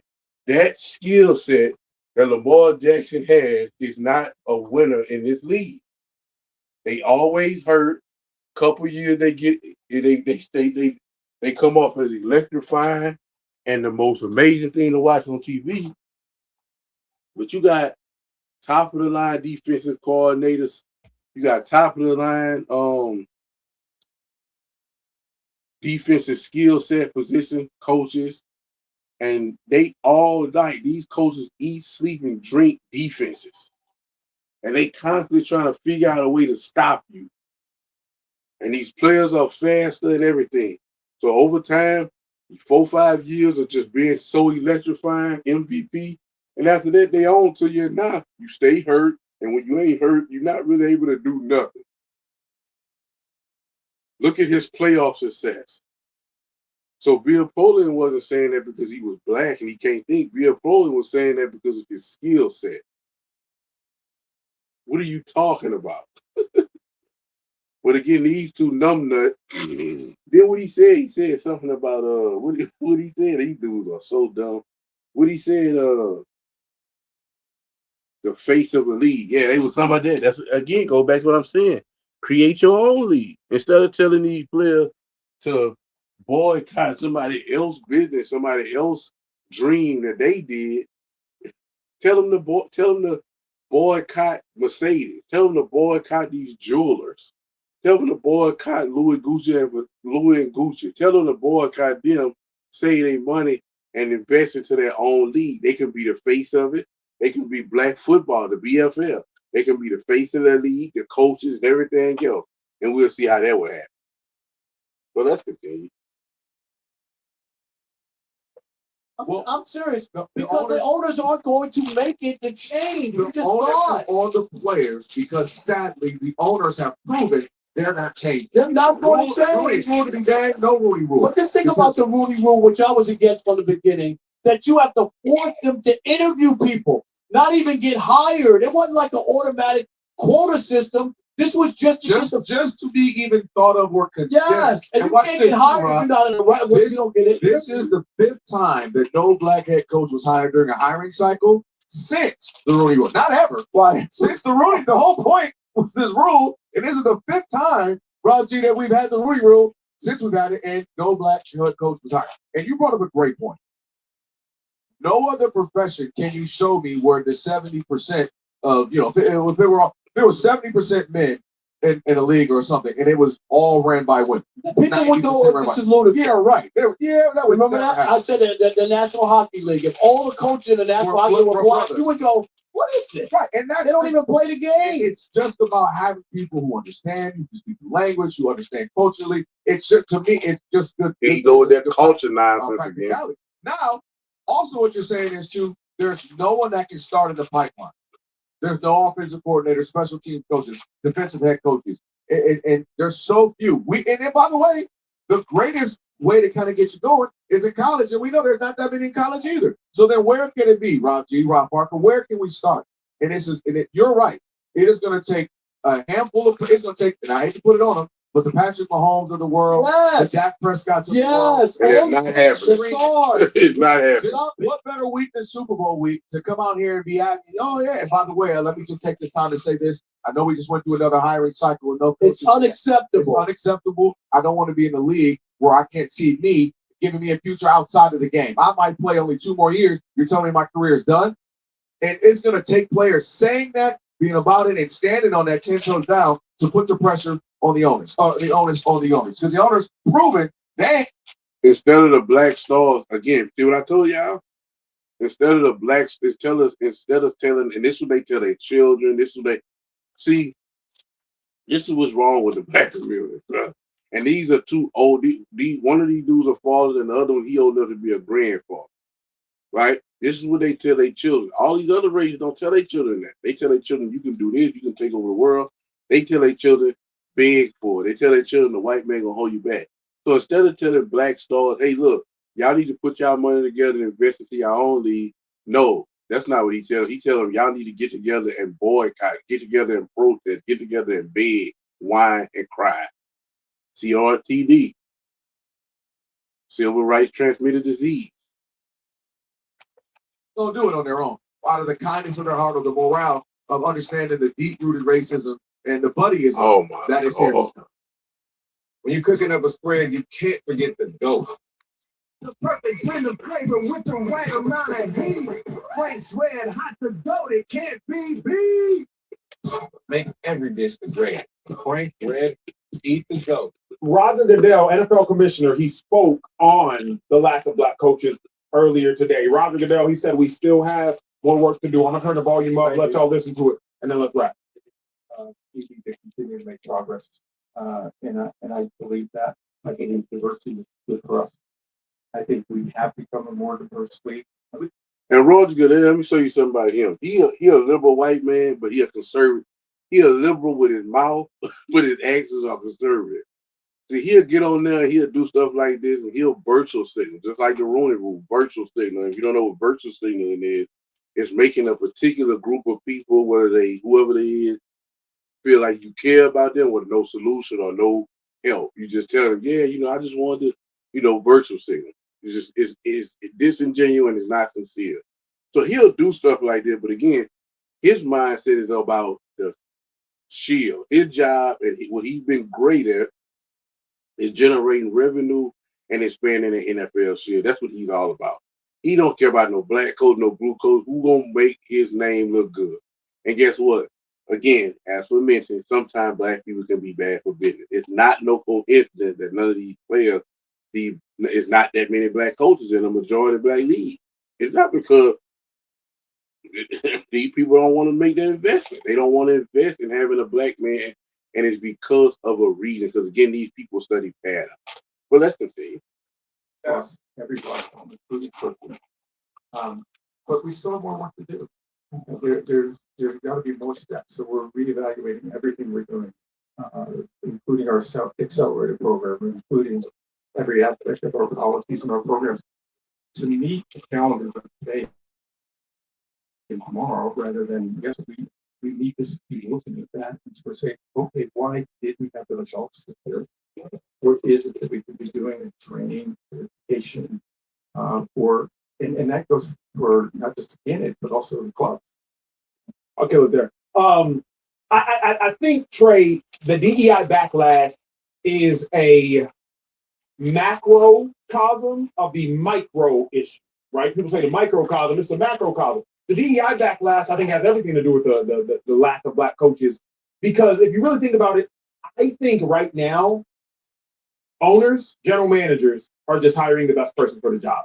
Got some important information for y'all. There's no better place to win cash while watching sports than Prize Picks. Football season is here and basketball season is here. Well, there's absolutely no better time to join. It's super easy to use. To create a lineup, all you got to do, select a few player stats, pick more or less. That's literally it. Prize Picks is available in more than 40 states, including California, Texas, my home state, and Georgia. But my favorite thing, Prize Picks is going to give you $50 in lineups when you make your first $5 lineup. What's that mean? Win or lose, you get $50 in lineups for free.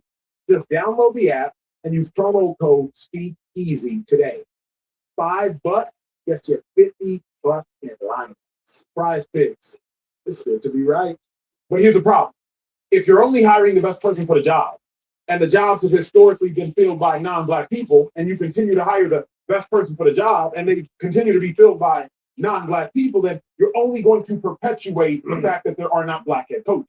You're only going to perpetuate. So when people are like, hire the best person for the job, I understand that. But that's just perpetuating 1950 and 60 and 70 and 80 and 90 cyclical issues. So you can't, if you really want to change the lack of diversity in the NFL with the coaches, you can't just hire the best person for the job that you see. You feel me? You actually have to interview candidates and look at candidates you might not necessarily see. So I don't even know if the NFL, in my mind, is doing enough to. He just said the quiet part out loud. Don't handle. It's funny that he said that out loud.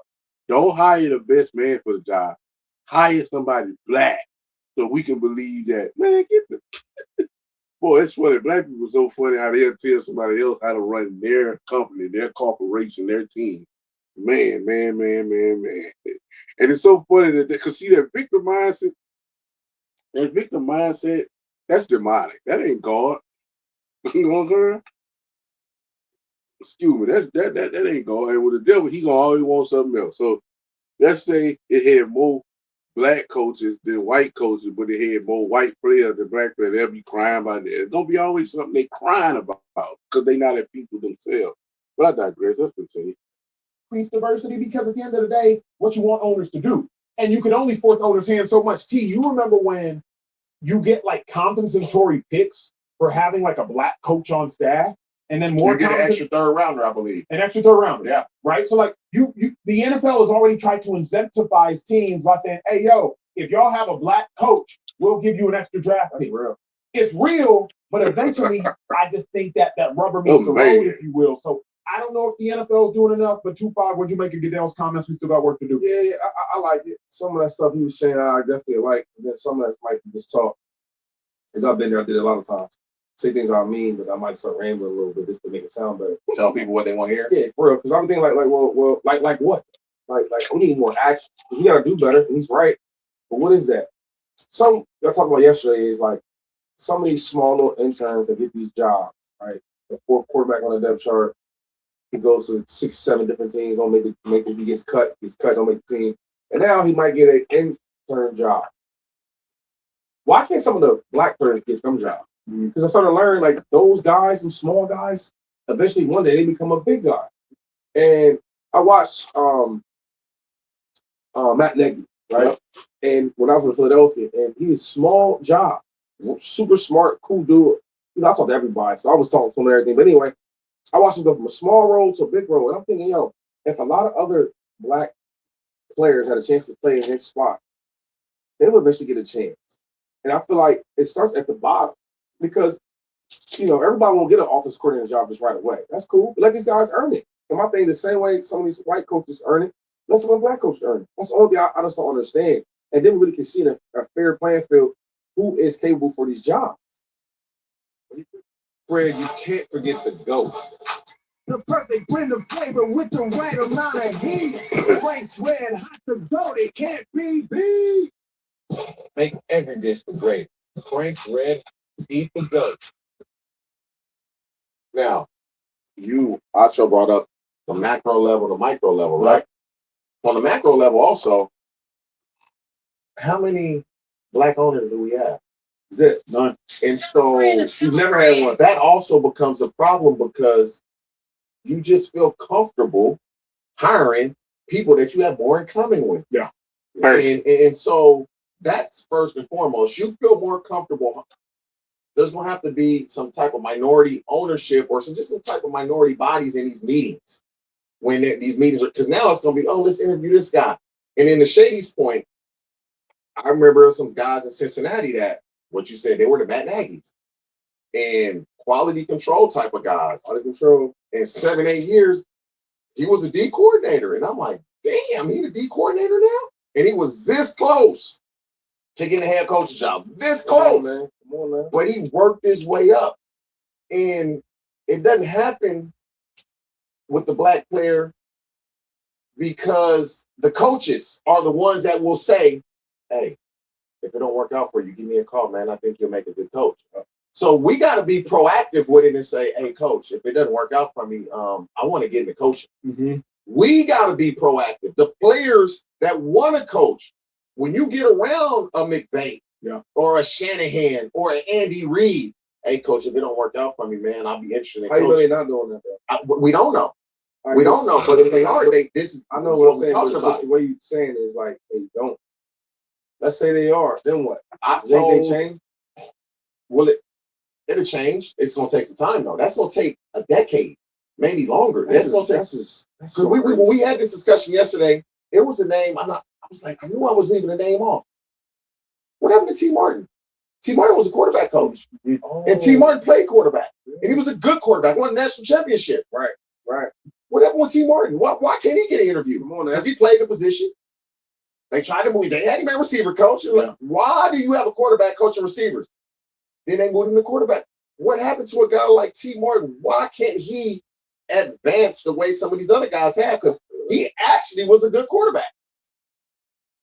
Do you feel like? Go ahead. Well, I was going to say, I agree with what TJ said about needing some type of minority ownership. And I think until the NFL progresses toward that, where we have more minority owners, we're going to see this stagnation of, Black head coaches. And a big part of that is because of an idea called enlightened exceptionalism. So even, let's say a Black coach gets hired and he does really, really well, right? We can all, as the culture, point to that and be like, see, look, we deserve an opportunity. But now the next Black coach that comes after him, the counterculture is going to say, well, he's not as good as he was.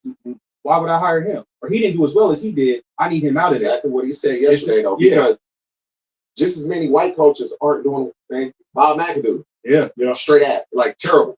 Got him out of there real quick. Got him out of there real quick. So that happens a lot, but it's so many opportunities presented to him. You kind of gloss over the one and dones and things of that nature. You gloss over it. Yeah. What about this though, T? Because you brought up a good point. How many dudes 2-5? Because you're the one who's not hottest on it, but you're the one who has one of the most passionate takes on it. I don't know that many former Black players that have wanted to become coaches. I know several that want to become managers. Shout out to Shady McCoy, wants to be like upper network, upper echelon of it all. I know several that want to be on television. I don't know that many that are like, I want to be a coach, because a coach is a very thankless job. Especially the grind to becoming a coach is an incredibly thankless job. Now, once you're the head coach, you get all the praise, you get all the glory, but y'all know what it is. Quality control, offensive or defensive assistant, assistant position coach, linebacker assistant coach, to position coach, to coordinator, to head coach. You got about 7 to 10 thankless years in there where, to me, it's just like, that's why I didn't want to become a head coach. You know what hurts too? I'm sitting here thinking about this. I'm not going to name this guy, right? You have assistant coaches that are assistant to the position coach. Like, do your job. Stop hating on the coach that's ahead of you. Mm-hmm. That's a big thing that goes on. If Shady's a head corner coach and I'm his assistant corner coach, the assistant corner coach, we both Black, I'm dirty macking into the head coach behind his back, not realizing the head coach don't come tell him. That happens all the time. And I hope Buddy listens, because I think he don't want to. Like, bro, what are you doing? That's why you ain't got a job now. What are we doing? Yeah. What are we doing? Like, you hating on the man that you want his job, and you got fired for hating on the man, and you know what I'm talking about. So I want to just also say, like, there's a million Black coaches that coach in college, that got coaching jobs in the league. You don't think they want to be coordinators or head coaches? Yes. There's other coaches coaching in college. Deshaun Jackson's a coach. He's one of the greatest sports seasons all the time. Deion Sanders was coaching. It's coaches. Eddie George, Marshall, it's coaches. Mike Vick. So, like, we're trying to find so many different excuses. Okay. For what? The guys you is it not getting opportunities though? Is it the perception of the guys you just named, or some of them? Is it perception how people perceive them? But I named you the really good players. No. What about I'm talking not the good players, the perception of who they are as people. Listen what I'm saying.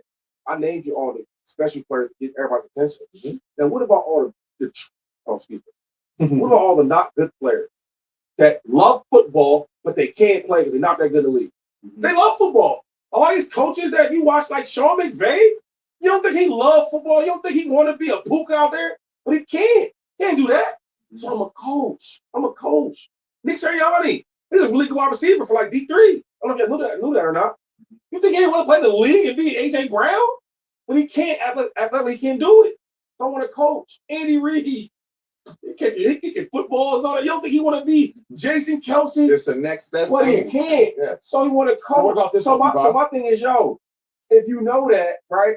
I just want to like hear, because I get all different like excuses y'all saying. That's not that like y'all wrong. It's like what y'all think.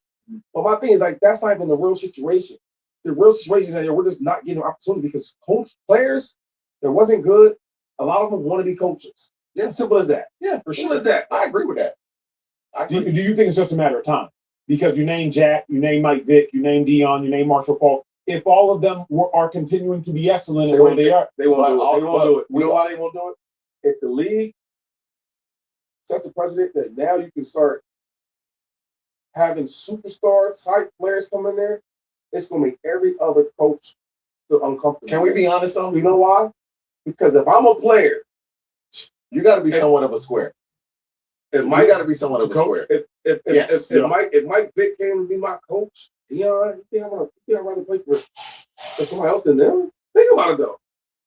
Think about it. So now, because like it's this thing called like I had an ego, right? Damn, this show me that. Damn, there's this cow shit. Damn. But now is that Dion? Is that hold on. You know what I'm saying? I do. So now, like now, I do. It moves now. Now, like the power moves a little. But bit. I think T. You know what I'm saying? Start that thought, T, and finish it. Look, it's the perception of if your ownership group and you interview Deshaun Jackson, he come in there with braids, tattoos everywhere. Yep. I know D-Jack. I know D-Jack is extremely smart. A really good dude. But the perception of him is he a street dude. Yeah. That's the perception. But that's not him. How's that going to go when you interviewing with people that have never been in your type of environment? I'm just a product of my environment, but that's not me. And the problem is that there was more black owners. That's correct. Exactly. Correct. Yes. Correct. But this I had about even that part you saying. I can have my tattoos and have braids and have gold teeth and all that and big chains, and I can play for you though, and I can make you. You can play for me. But tell me, I can make you $1 though, and you can put me on your TV and advertise me on your drinks. Yes. And I can do all this billboards of your team and your logo, but I can't coach your team. Nope.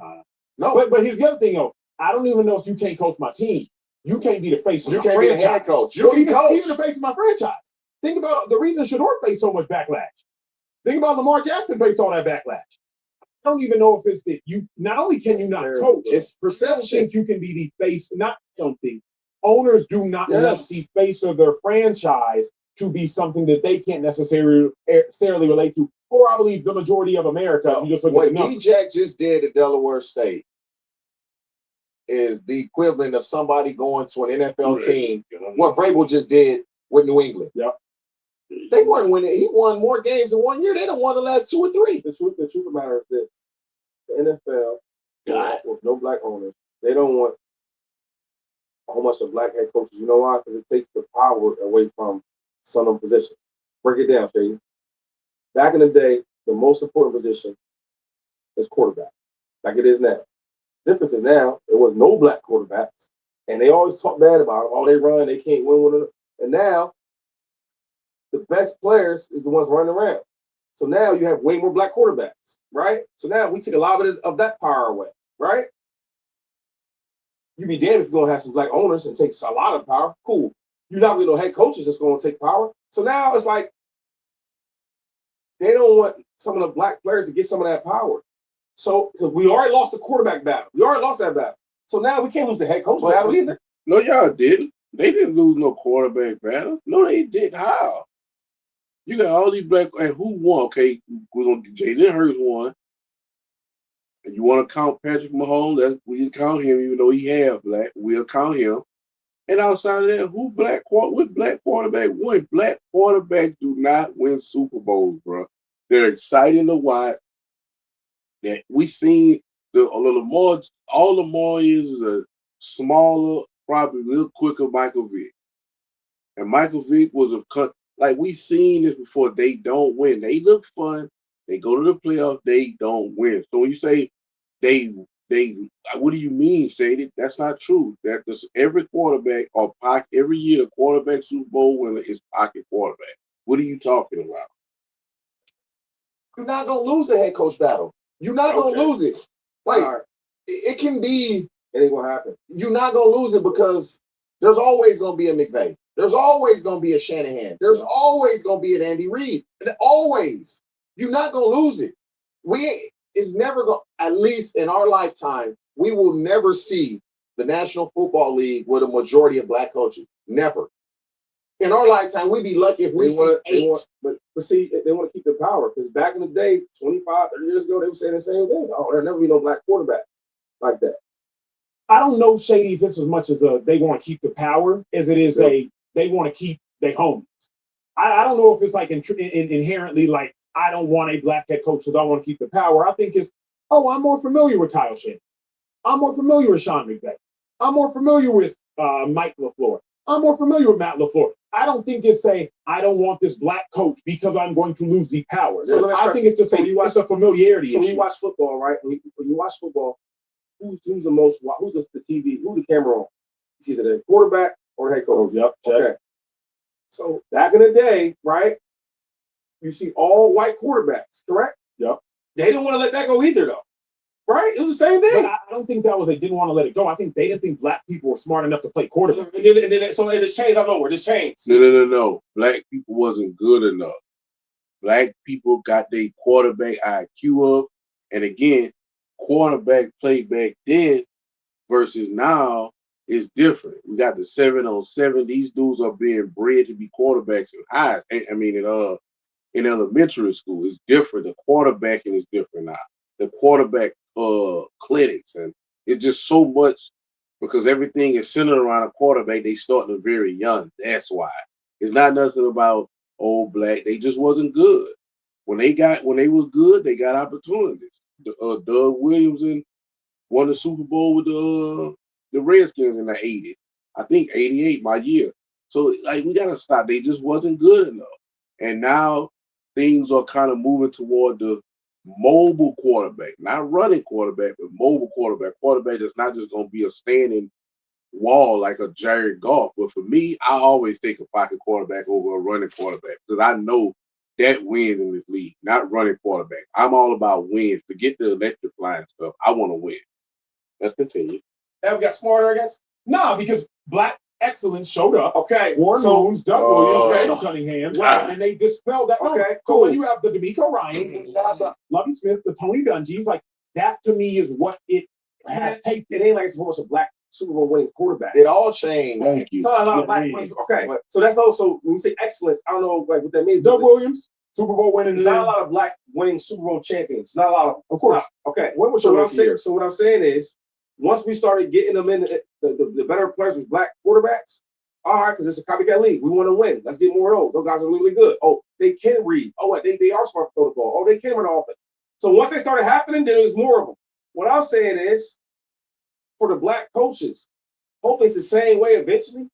But if we already lost the quarterback battle, which is going now, so right, it's more Mahomes coming in the league. It's more. You know what I'm saying? You have to be mobile. Right, gotta be mobile. Right, that was a position. They didn't want mobile. They didn't want you to be mobile. But now you do. Cool. Have a spread, you can't forget the. So that's the fad. That's the fad. That's what these quarterbacks are being taught in these quarterback clinics. That you can't just stand in the pocket. You got to move. Cool. The same way you close the door for the black quarterbacks, and now you finally open it because you had to. Do the same for black coaches. Because you might find another guy that's like Sean McVay, but the difference is, and I love Sean McVay, but the difference might be, he's a black coach like him that's super smart, and the players can super understand him and relate to him because he probably played.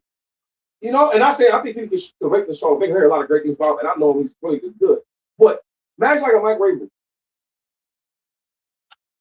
A black player like you don't think, you get what I'm saying? Like, why can he can have opportunity, but some certain black coaches can't? I mean, they tried with Gerard Mayo. They tried. They tried and it didn't work. I mean, yo, wait. I'm just sitting here. There's so many way more opportunities for them than us. It is. Of course. We that's what. When was your rookie year? What year was it? 2009. Okay. So I believe it was 2011. Was it when the new CBA happened? Yep. Okay. The lockout. 2011, right? Before that, so when you got drafted, all the guys in the first round were getting top 5 picks, were getting big deals. They would never move off a quarterback before 3 years, ever, because they were giving them too much money. When they changed it with the new CBA, they were able to move off a quarterback in 1 to 2 years. Quick, move off a quarterback, 1 to 2 years. So if we moving off a quarterback in 1 to 2 years, we're going to change the way we play football. That's when the read option became a thing. That's when a running quarterback became a thing because Now, if I'm moving off you in 1 or 2 years, I got to see what can you win now. I don't care how you win. Can you win? Yeah. When I came into the league, dude, Carson Palmer didn't play as a rookie. He didn't play a snap as a rookie, really. Might have played a snap. He didn't start games. They would never do that now. Very, very, you draft a rookie and he don't start, they moving off of him. What? After 20 games, 25 games. They would never do that back then. And so it's changed. The black coaches, Mike Tomlin would have to have won 3 to 4 Super Bowls, because then it would have been a revelation like, Todd Bowles, he's going to have success. The black coaches that are in, they're going to have to be successful. Else it's going to limit opportunities for the guys coming up behind them. That's just what it is. Hey guys, it's your favorite up here.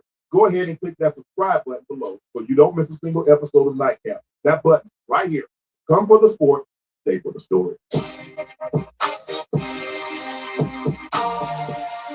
Ocho, one day after the NFL coaching carousel stopped, 10 head coaching jobs filled, with only one minority candidate. Commissioner Roger Goodell said the league would take a closer look at the Rooney Rule, throw it in the trash. I think we've become a more diverse league across every platform, including coaching, but we still have more work to do. There are a lot, there got to be more steps. We're reevaluating everything we're doing, including the accelerator program, including every aspect of our policies in our program to meet the challenges of today and tomorrow rather than yesterday.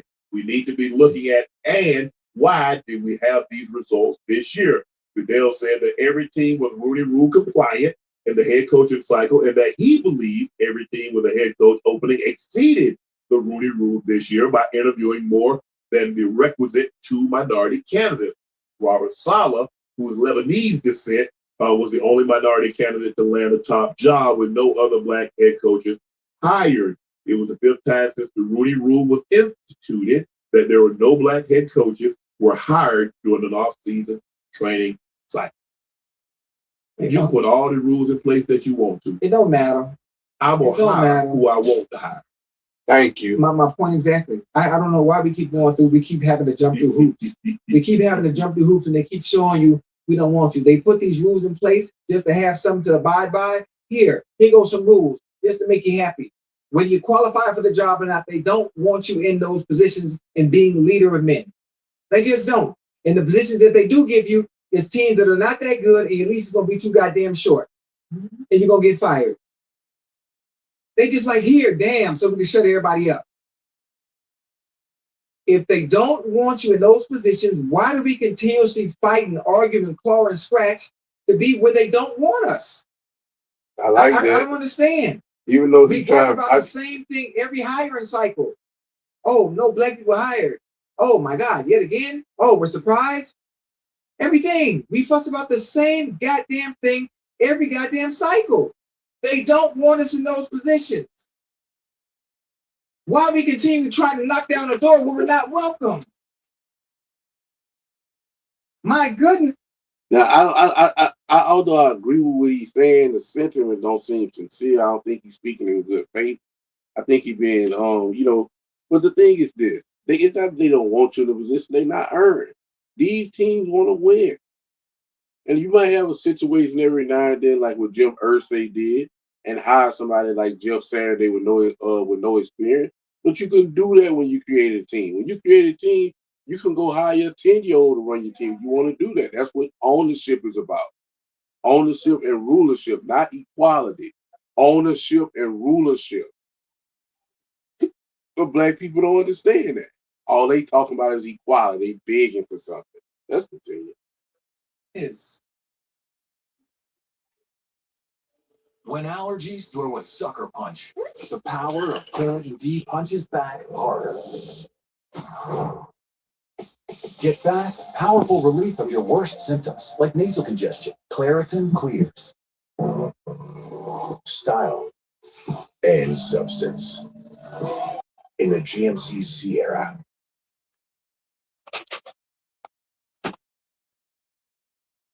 Ocho, more times than not when you're dealing, you hire people that look like you, talk like you, hang around in circles like you.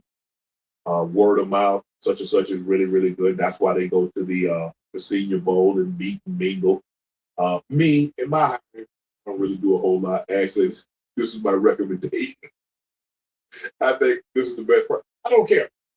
If you're a woman, I'll if necessary, I'll hire 10, 12 women. Black, white, I want the best person for the job. Thank you. Work hard, be on time. That's my only thing. I ain't got a whole lot of rules. I mean, you ain't got no rules. I mean, the only people that I see is Jordan Ash. Everybody else, they live where they live. But when it's time, hey, I have to do what we need to do. We got to get it done. So I don't care. I don't care what your gender is. I don't care what your race is. I don't care what your orientation is. I don't give a damn about any of that. I want the best people in the job. Yes, sir. That's it. That's all I want, Ocho. That's it. Yeah. Ocho, hey, Ash, hey, you explain to them what's expected. You hired them. What the hell? she told me I'm the only white person on the team. You hired them. What the hell?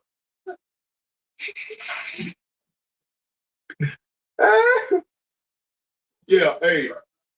They might try to close me down, so I got too much DEI.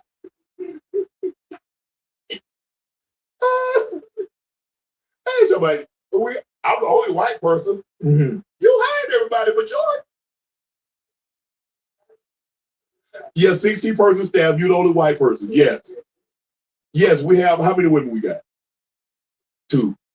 Well, you hired them. Well, theoretically, Rhea is our staff too. Oh, we count Rhea, so we got 3.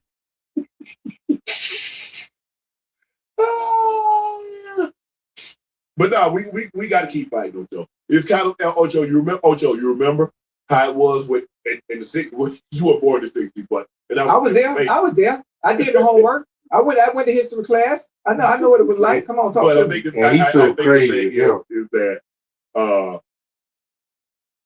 that even though we only got one, if you considering Robert Saleh, who's of Lebanese descent, as a minority, and he is. But just because we didn't, because think about how many times we got turned away in the 60s with the Jim Crow, and Dr. King and so many others that kept fighting, kept scratching, just to get a hope. Because I remember it so vividly. My grandfather said, "Son, you can be anything that you want to, but you're never going to be able to be president because they ain't never let a black man in that White House." See that? I told you. The grandparents raise them like that. They raise their children. 250 years, we only had one. Perpetual victimhood. Again, that's one of those moments. God damn, here, so we can shut y'all up. Yeah. Come on, man. Because if you think about it, Ocho, they always go back that. You had a black president 2 terms. Well, we've had 45 white presidents. Listen. If someone continuously shows me, over and over and over and over, we don't want you in these positions. And when they do give you the opportunity to be in those said positions, it's always on a team. You go into the Jets, you go to Arizona that don't have a quarterback, you go in places that don't have a quarterback, and they know you cannot win long term without a quarterback. Look at Steve Wilkes. Listen, look at David Culley. David Culley got the job for 6 months at Houston, Texas. Now they've since D'Amico, and D'Amico's done an unbelievable job. D'Amico has a quarterback. Look at Steve Wilkes. Terrible quarterback, fired after 1 year. Now they bring in Cliff Kingsbury. He gives Kyler Murray, he's able to stay 2, 3, 4 years, whatever the case may be. So without a quarterback, you're not winning. I don't give a damn. Black, white, yellow, purple, Lebanese, Haitian, don't matter. It doesn't matter. And listen, I love fighting a good fight. I always have. I love fighting a good fight because I've had to fight it as well. But I was able to march to the beat of my own drum. And I understand the power dynamic when those who do the hiring, it's none of us in there. Right. They're not like-minded like us. They don't see what we see. They view it and are more comfortable going with those that look like them. Right. It has always been like that, and it will always be like that. And I just don't like the fact that we cry and we holler every time a hiring cycle comes around and say, "Oh, none of us got hired." Well, no fucking shit. They don't want us in those positions. Well, we're not in a position. First of all, there are not a lot of us in the position of hiring the head coach. Just won the Super Bowl. What are you doing next? I'm gonna go to Disney World. Boy, I'd love to go to the Super Bowl one day. Maybe we can. Come on. Prepare to jump to hyperspace. Just gonna look. Position. First of all, there are not a lot of us in the position of hiring the head coach. Oh, can I ask you a question? Yes. How many of us are owners? None. How many of us are in position to do the hiring in general? I mean, I'm trying to think. Maybe the guy Detroit, maybe the guy Ryan Poles in Chicago. I'm trying to think of black GMs. Holmes, I think Holmes is the guy in Detroit. Poles is the guy in Chicago.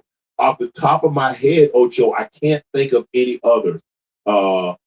Mensa got relieved of his duties. So off the top of my head, I can't. But we ain't giving up, Ocho. No. You know, I mean, hey, hold on. Listen, you don't have to give up because they gonna listen. Every blue moon, they gonna get good. Well, damn, here you go. Every blue moon, just to shut everybody up, and that's what they that's what they continuously do. Damn, here y'all go. Shut up.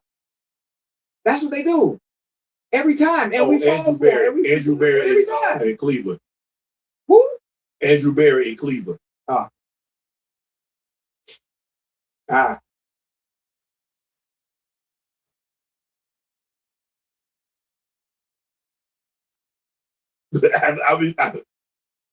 Look, I get it.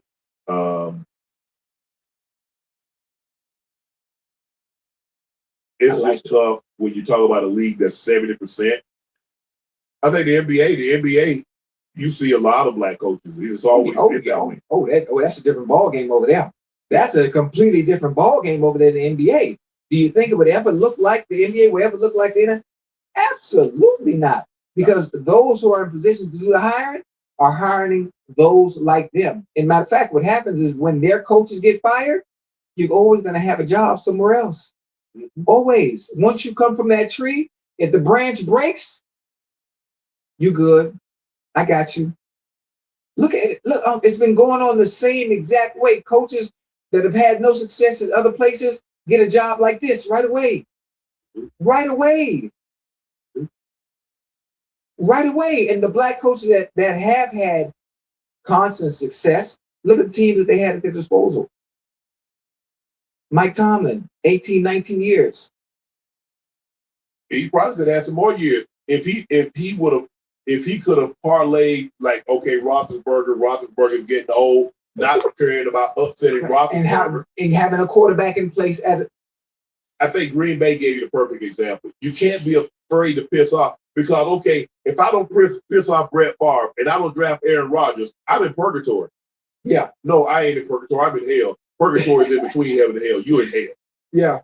But guess what? You piss off Brett Favre and you draft Aaron Rodgers, and now you got a bridge for 18 years. Right. Okay. You piss off Aaron Rodgers and you draft Jordan Love. Now you got a bridge. Mm-hmm. They didn't do that in Pittsburgh. Yeah. And then they tried to piece it with Mason Rudolph and Cody Pickett and Justin Fields. Mm-hmm. It's not gonna work, man. Yeah, I mean, it's hard. I love the good fight that we talk about. I love that we want us in positions of power. I love that we want us being leaders of men and being head coaches of football teams. But the situations that they give us, the opportunities that they give us, are not ideal. They're not ideal, and most of the time your lease is short, maybe 2, maybe 3 years at most, at best, and after that, that's it. That's it. Yeah, I agree. I agree. You're not gonna get anything from me, but also we can't give up. Oh no, I didn't say give up. I'm just telling you the bullshit they're doing, and they're doing it right in our face. Yeah, they got all these. They got all these rules in place and all this performative bull jive. They make it seem like they really. Come on, man. They playing right in our face. No, they're not. You playing in your own face. Well, we have rules set in place. Well, we interviewed him. You know, he just wasn't qualified. For us to get most of the time we overqualified for the job, and they still gonna hire their friend anyway. True. Because at that point, it's all on who you know. Right. And but that's the thing. Like for the Cowboys, I ain't even going there. Jerry ain't putting no black man in no head coach. So I ain't even going there. He tried to have Marvin Lewis coming there. He know that. I mean, just to meet the Rooney Rule. He ain't hiring no Marvin Lewis. He ain't hiring no black guy. Nah. So I ain't even interviewing for that one. Unless you want a free trip. You want a free trip on a private jet and go to see Dallas. You got some relatives in Dallas. Hey, I'm coming in. I'm gonna interview for the Cowboy job. Hey, let's go to dinner, so forth and so on. But other than that, I'm like Dallas. Oh, I really can't say what I want to say, and I love topics like this. I really do. And most of the time, you think I play around a lot. I entertain. I have jokes. I make fun of a lot of stuff. But you can tell with my voice and my tone is I hate the game that they play. And the fact that people can't see the game that they play instead of peeling back all the layers on how they do us purposely.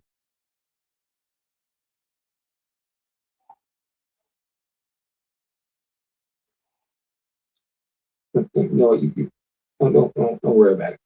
I don't want to piss off the wrong people. Hey, it's all a game, huh? Hey. It's all a game, and I'm not sure how we can't see it. We continue arguing, and you say, "Oh, Ocho, you are the problem." No, I'm not the fucking problem because I'm not in a position to be doing the goddamn hiring. I ain't. No, we are the problem because we keep bringing it up. We just not in a position to be the solution. Da-da. And y'all keep talking about qualified. I don't know if y'all know this, but there's a lot of people that's in important positions today that's running a lot of stuff that ain't qualified, ain't nearly qualified. And let me ask you a question. And how are they getting those jobs? Mm-hmm. Come on, man. Come on, now. Yeah. Come on, now. The people that I knew, yes, it's easy. Did I think Ash could do the job? Yes. Was this job ever open to anybody else? No. No, it wasn't. I ain't finna sit here and lie to you. CJ, my producer at Club Shay Shay. I knew CJ. I worked with CJ at Fox. Was that job open to anyone else? No. That's how it works. I mean, man, it's funny that he's saying that. 80% of the jobs are never listed. Hey, Ocho. It's funny that he's saying that because that's what I be saying. How dumb and Chad Johnson, he's a funny guy, but he's a simpleton. He don't have a lot of wisdom. But Shannon Sharp, bro, he's what you call again a meathead, a dumb jock who was blessed in a genetic lottery, and it was able to bring him more success in his life. And he got the right people around him to create these platforms. But he just answered his own question. He said when those jobs come, they don't come open because he hired his friend. Now, what if somebody say, what if a white person listen to that? I don't know if to do white or black, but what if anybody listen to a woman or anybody say, well, why you don't leave it open? Earlier you said you hire the best people for the job. Now you exposing yourself of doing what these so-called NFL owners are doing, and you mad at them for doing it. But you doing the same thing. You just said it. Those jobs were not open. That was my friend from Fox, and the job was automatically his. That's why we have to speak more about rulership, ownership, because when you create something, you hire who you want. When you make the rules, you can break the rules. But don't go to nobody else's business and nobody else's corporation and nobody else's situation that they built through blood, sweat, and tears and tell them who they needed. That's not how that works, man. Come on, but I'm glad he just said that. Ain't that some shit? Oh, man, they got a job opening over here. You know somebody looking for a job? Yeah, now that you mentioned it, yeah. Okay. Have them give me a call.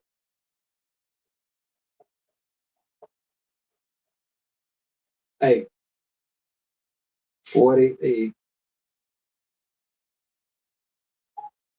Been here. You know, I thought growing up would be the worst. But then I found a way to hack it all. It's called AAA.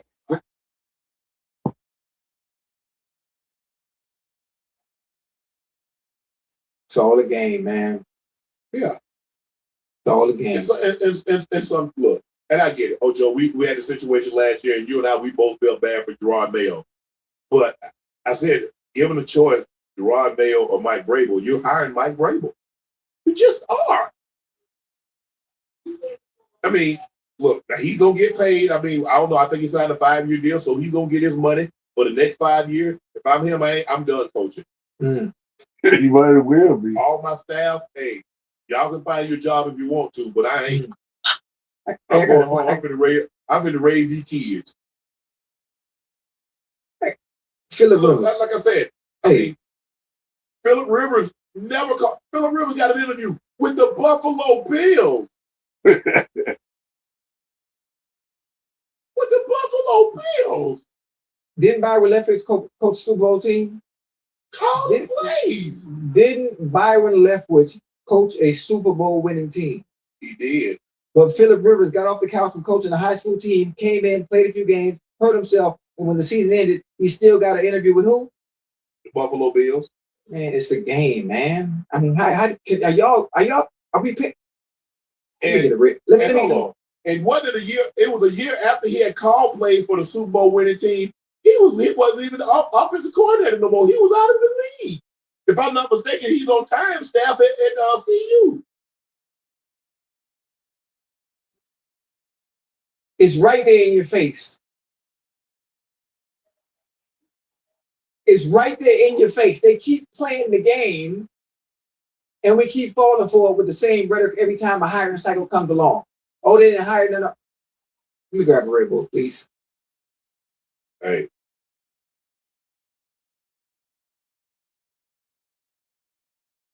Y'all keep coming.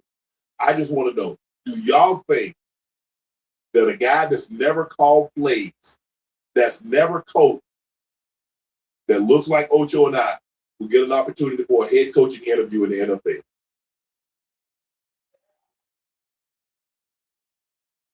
Oh, keep fighting, keep fighting, keep fighting, keep fighting, keep fighting. I want to chat. I want y'all to tell me.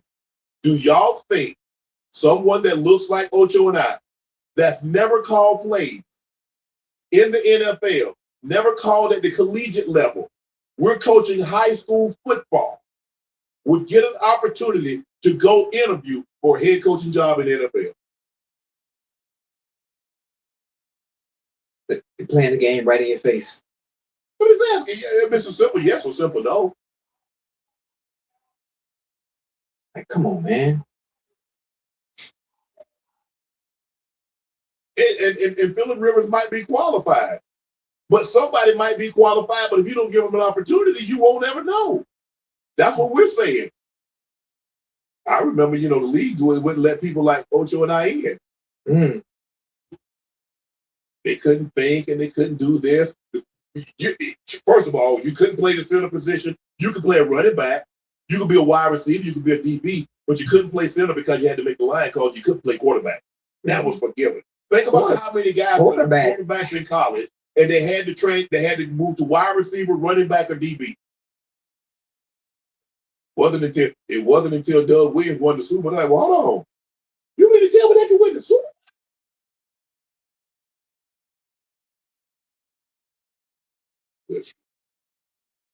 I better go get me one.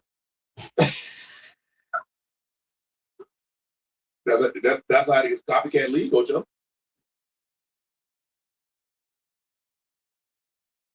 And then you start seeing it happen with greater regularity. Right. Russ win, my homeboy win 2 or 3, Jalen Hurts win, and like, well, damn, okay, he might be on to something. Now we have more black starting quarterbacks in the NFL than at any point in time in the history of the NFL. All because why? Someone gave one an opportunity. Yeah. I'm not saying you got to make special provisions. No. Just give me a chance. Yeah, and the game itself has evolved and more suited to those that are a little bit more athletic, to those that are a little bit more that are dual threats. So again, that's another reason why more opportunities are being suited in case for those that look like us. But they talk about own something, man. You're gonna have to like. I don't know who. Well, you have. I mean, the Seahawks are probably going to sell for $7.5 billion, maybe even $8. So you're gonna have to look. You're gonna have to get a lot of people. Oprah, Robert Smith, Jay-Z. You're gonna have to get some people like, hey, what y'all trying to do? Because the price is not coming down, Ojo. I mean, 7.5. I mean, the Washington Commanders just sold for $6 billion. That was 2 years ago. Now the price is about to be 7.5, maybe even 8 in 2 years. Yeah, it's a different game. Stephen Ross says someone offered him $15 billion for the Dolphins. You said no bueno. Yes, no bueno. Because NFL teams print money.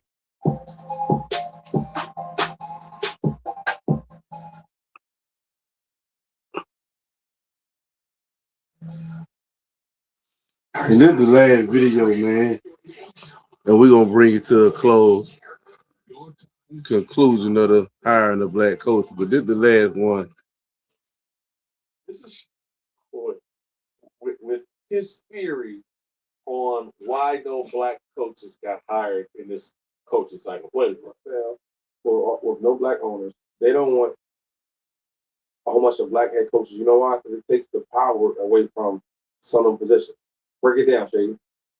Back in the day, the most important position is quarterback, like it is now. The difference is now there was no black quarterbacks, and they always talk bad about them. Oh, they run, they can't win with them. And now the best players is the ones running around. So now you have way more black quarterbacks, right? So now we took a lot of that power away, right? You be damned if you're going to have some black owners that takes a lot of power. Cool. You're not going to head coaches that's going to take power. So now it's like they don't want some of the black players to get some of that power. So because we already lost the quarterback battle. We already lost that battle. So now we can't lose the head coach battle either. What do we think? And I mean this respectfully, or as respectfully as I can while saying something disparaging. What do we think Shady's IQ is? Low, 75? very low. Meathead. High 60. Dumb job.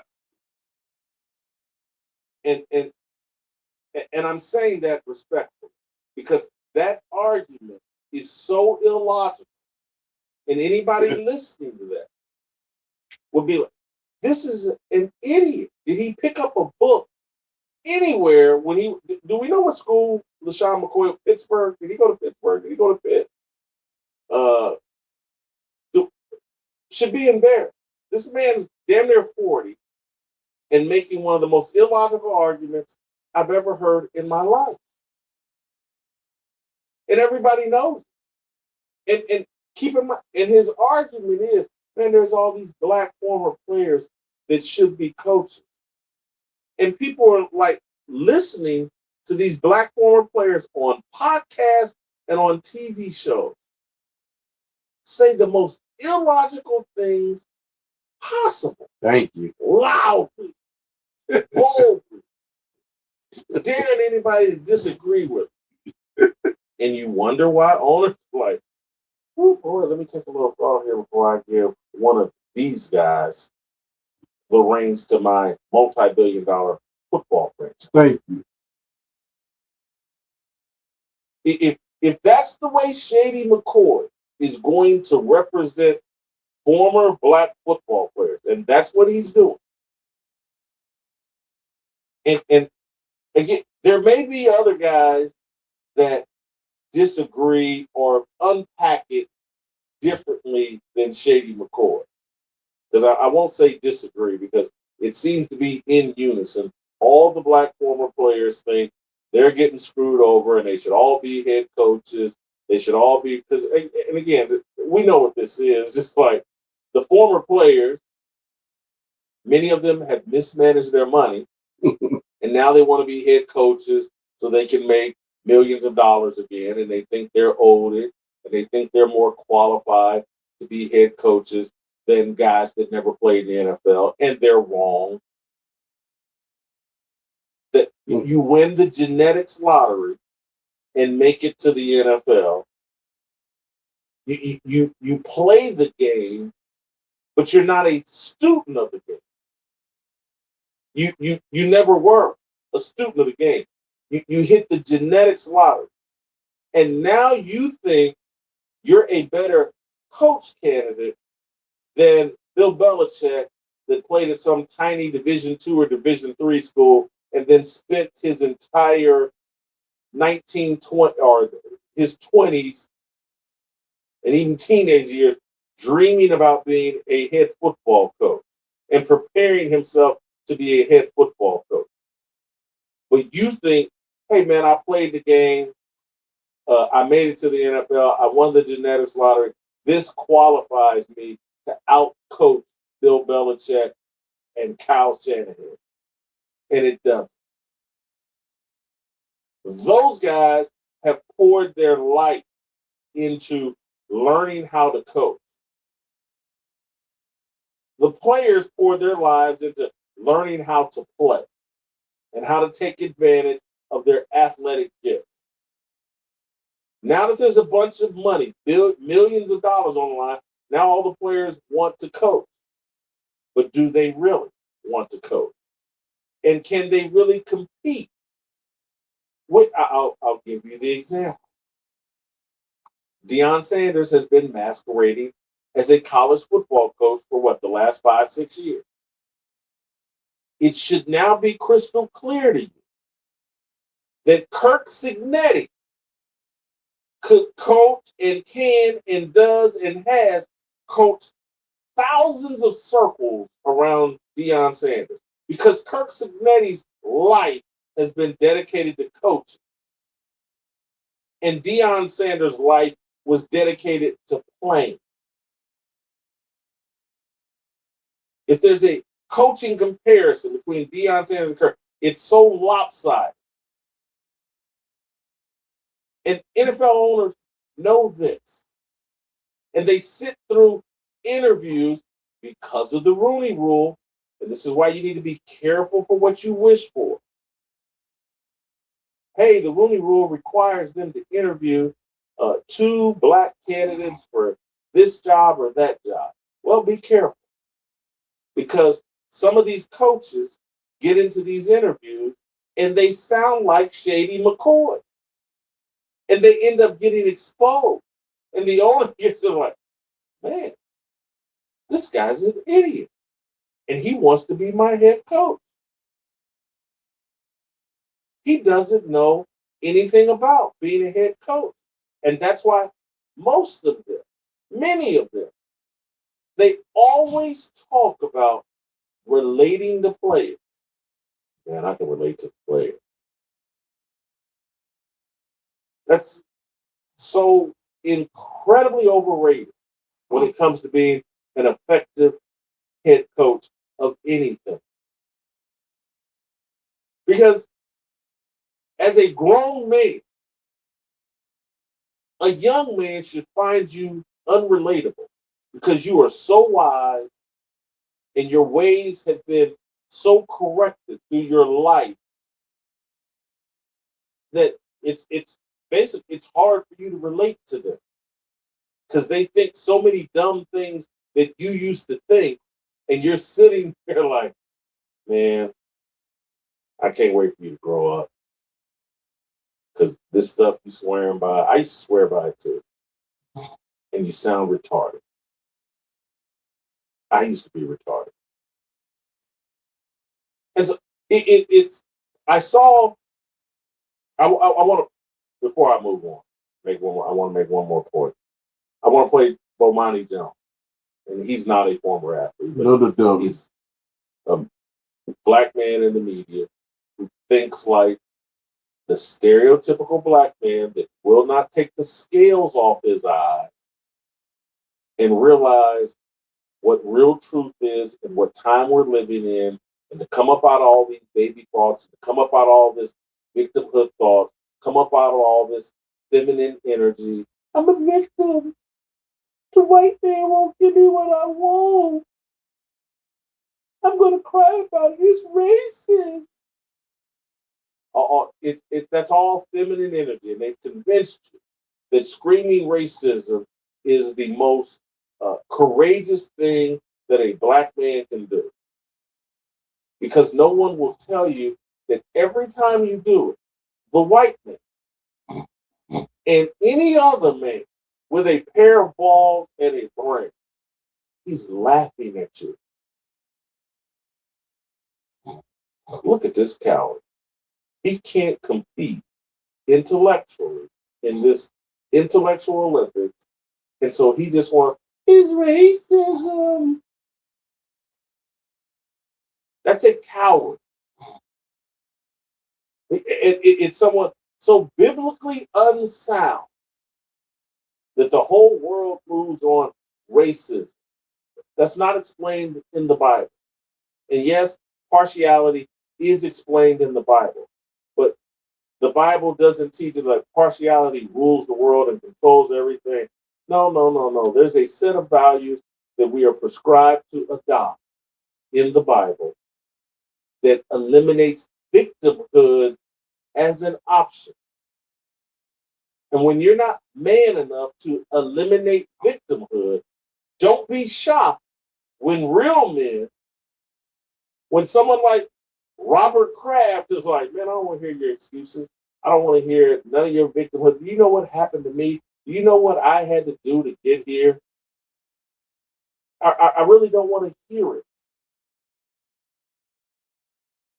And that's why we're not good candidates for leadership. Because most of us aren't bold enough to stand out here on our own 2 feet, reject victimhood, and claim victory, and reject excuses, and do whatever's necessary.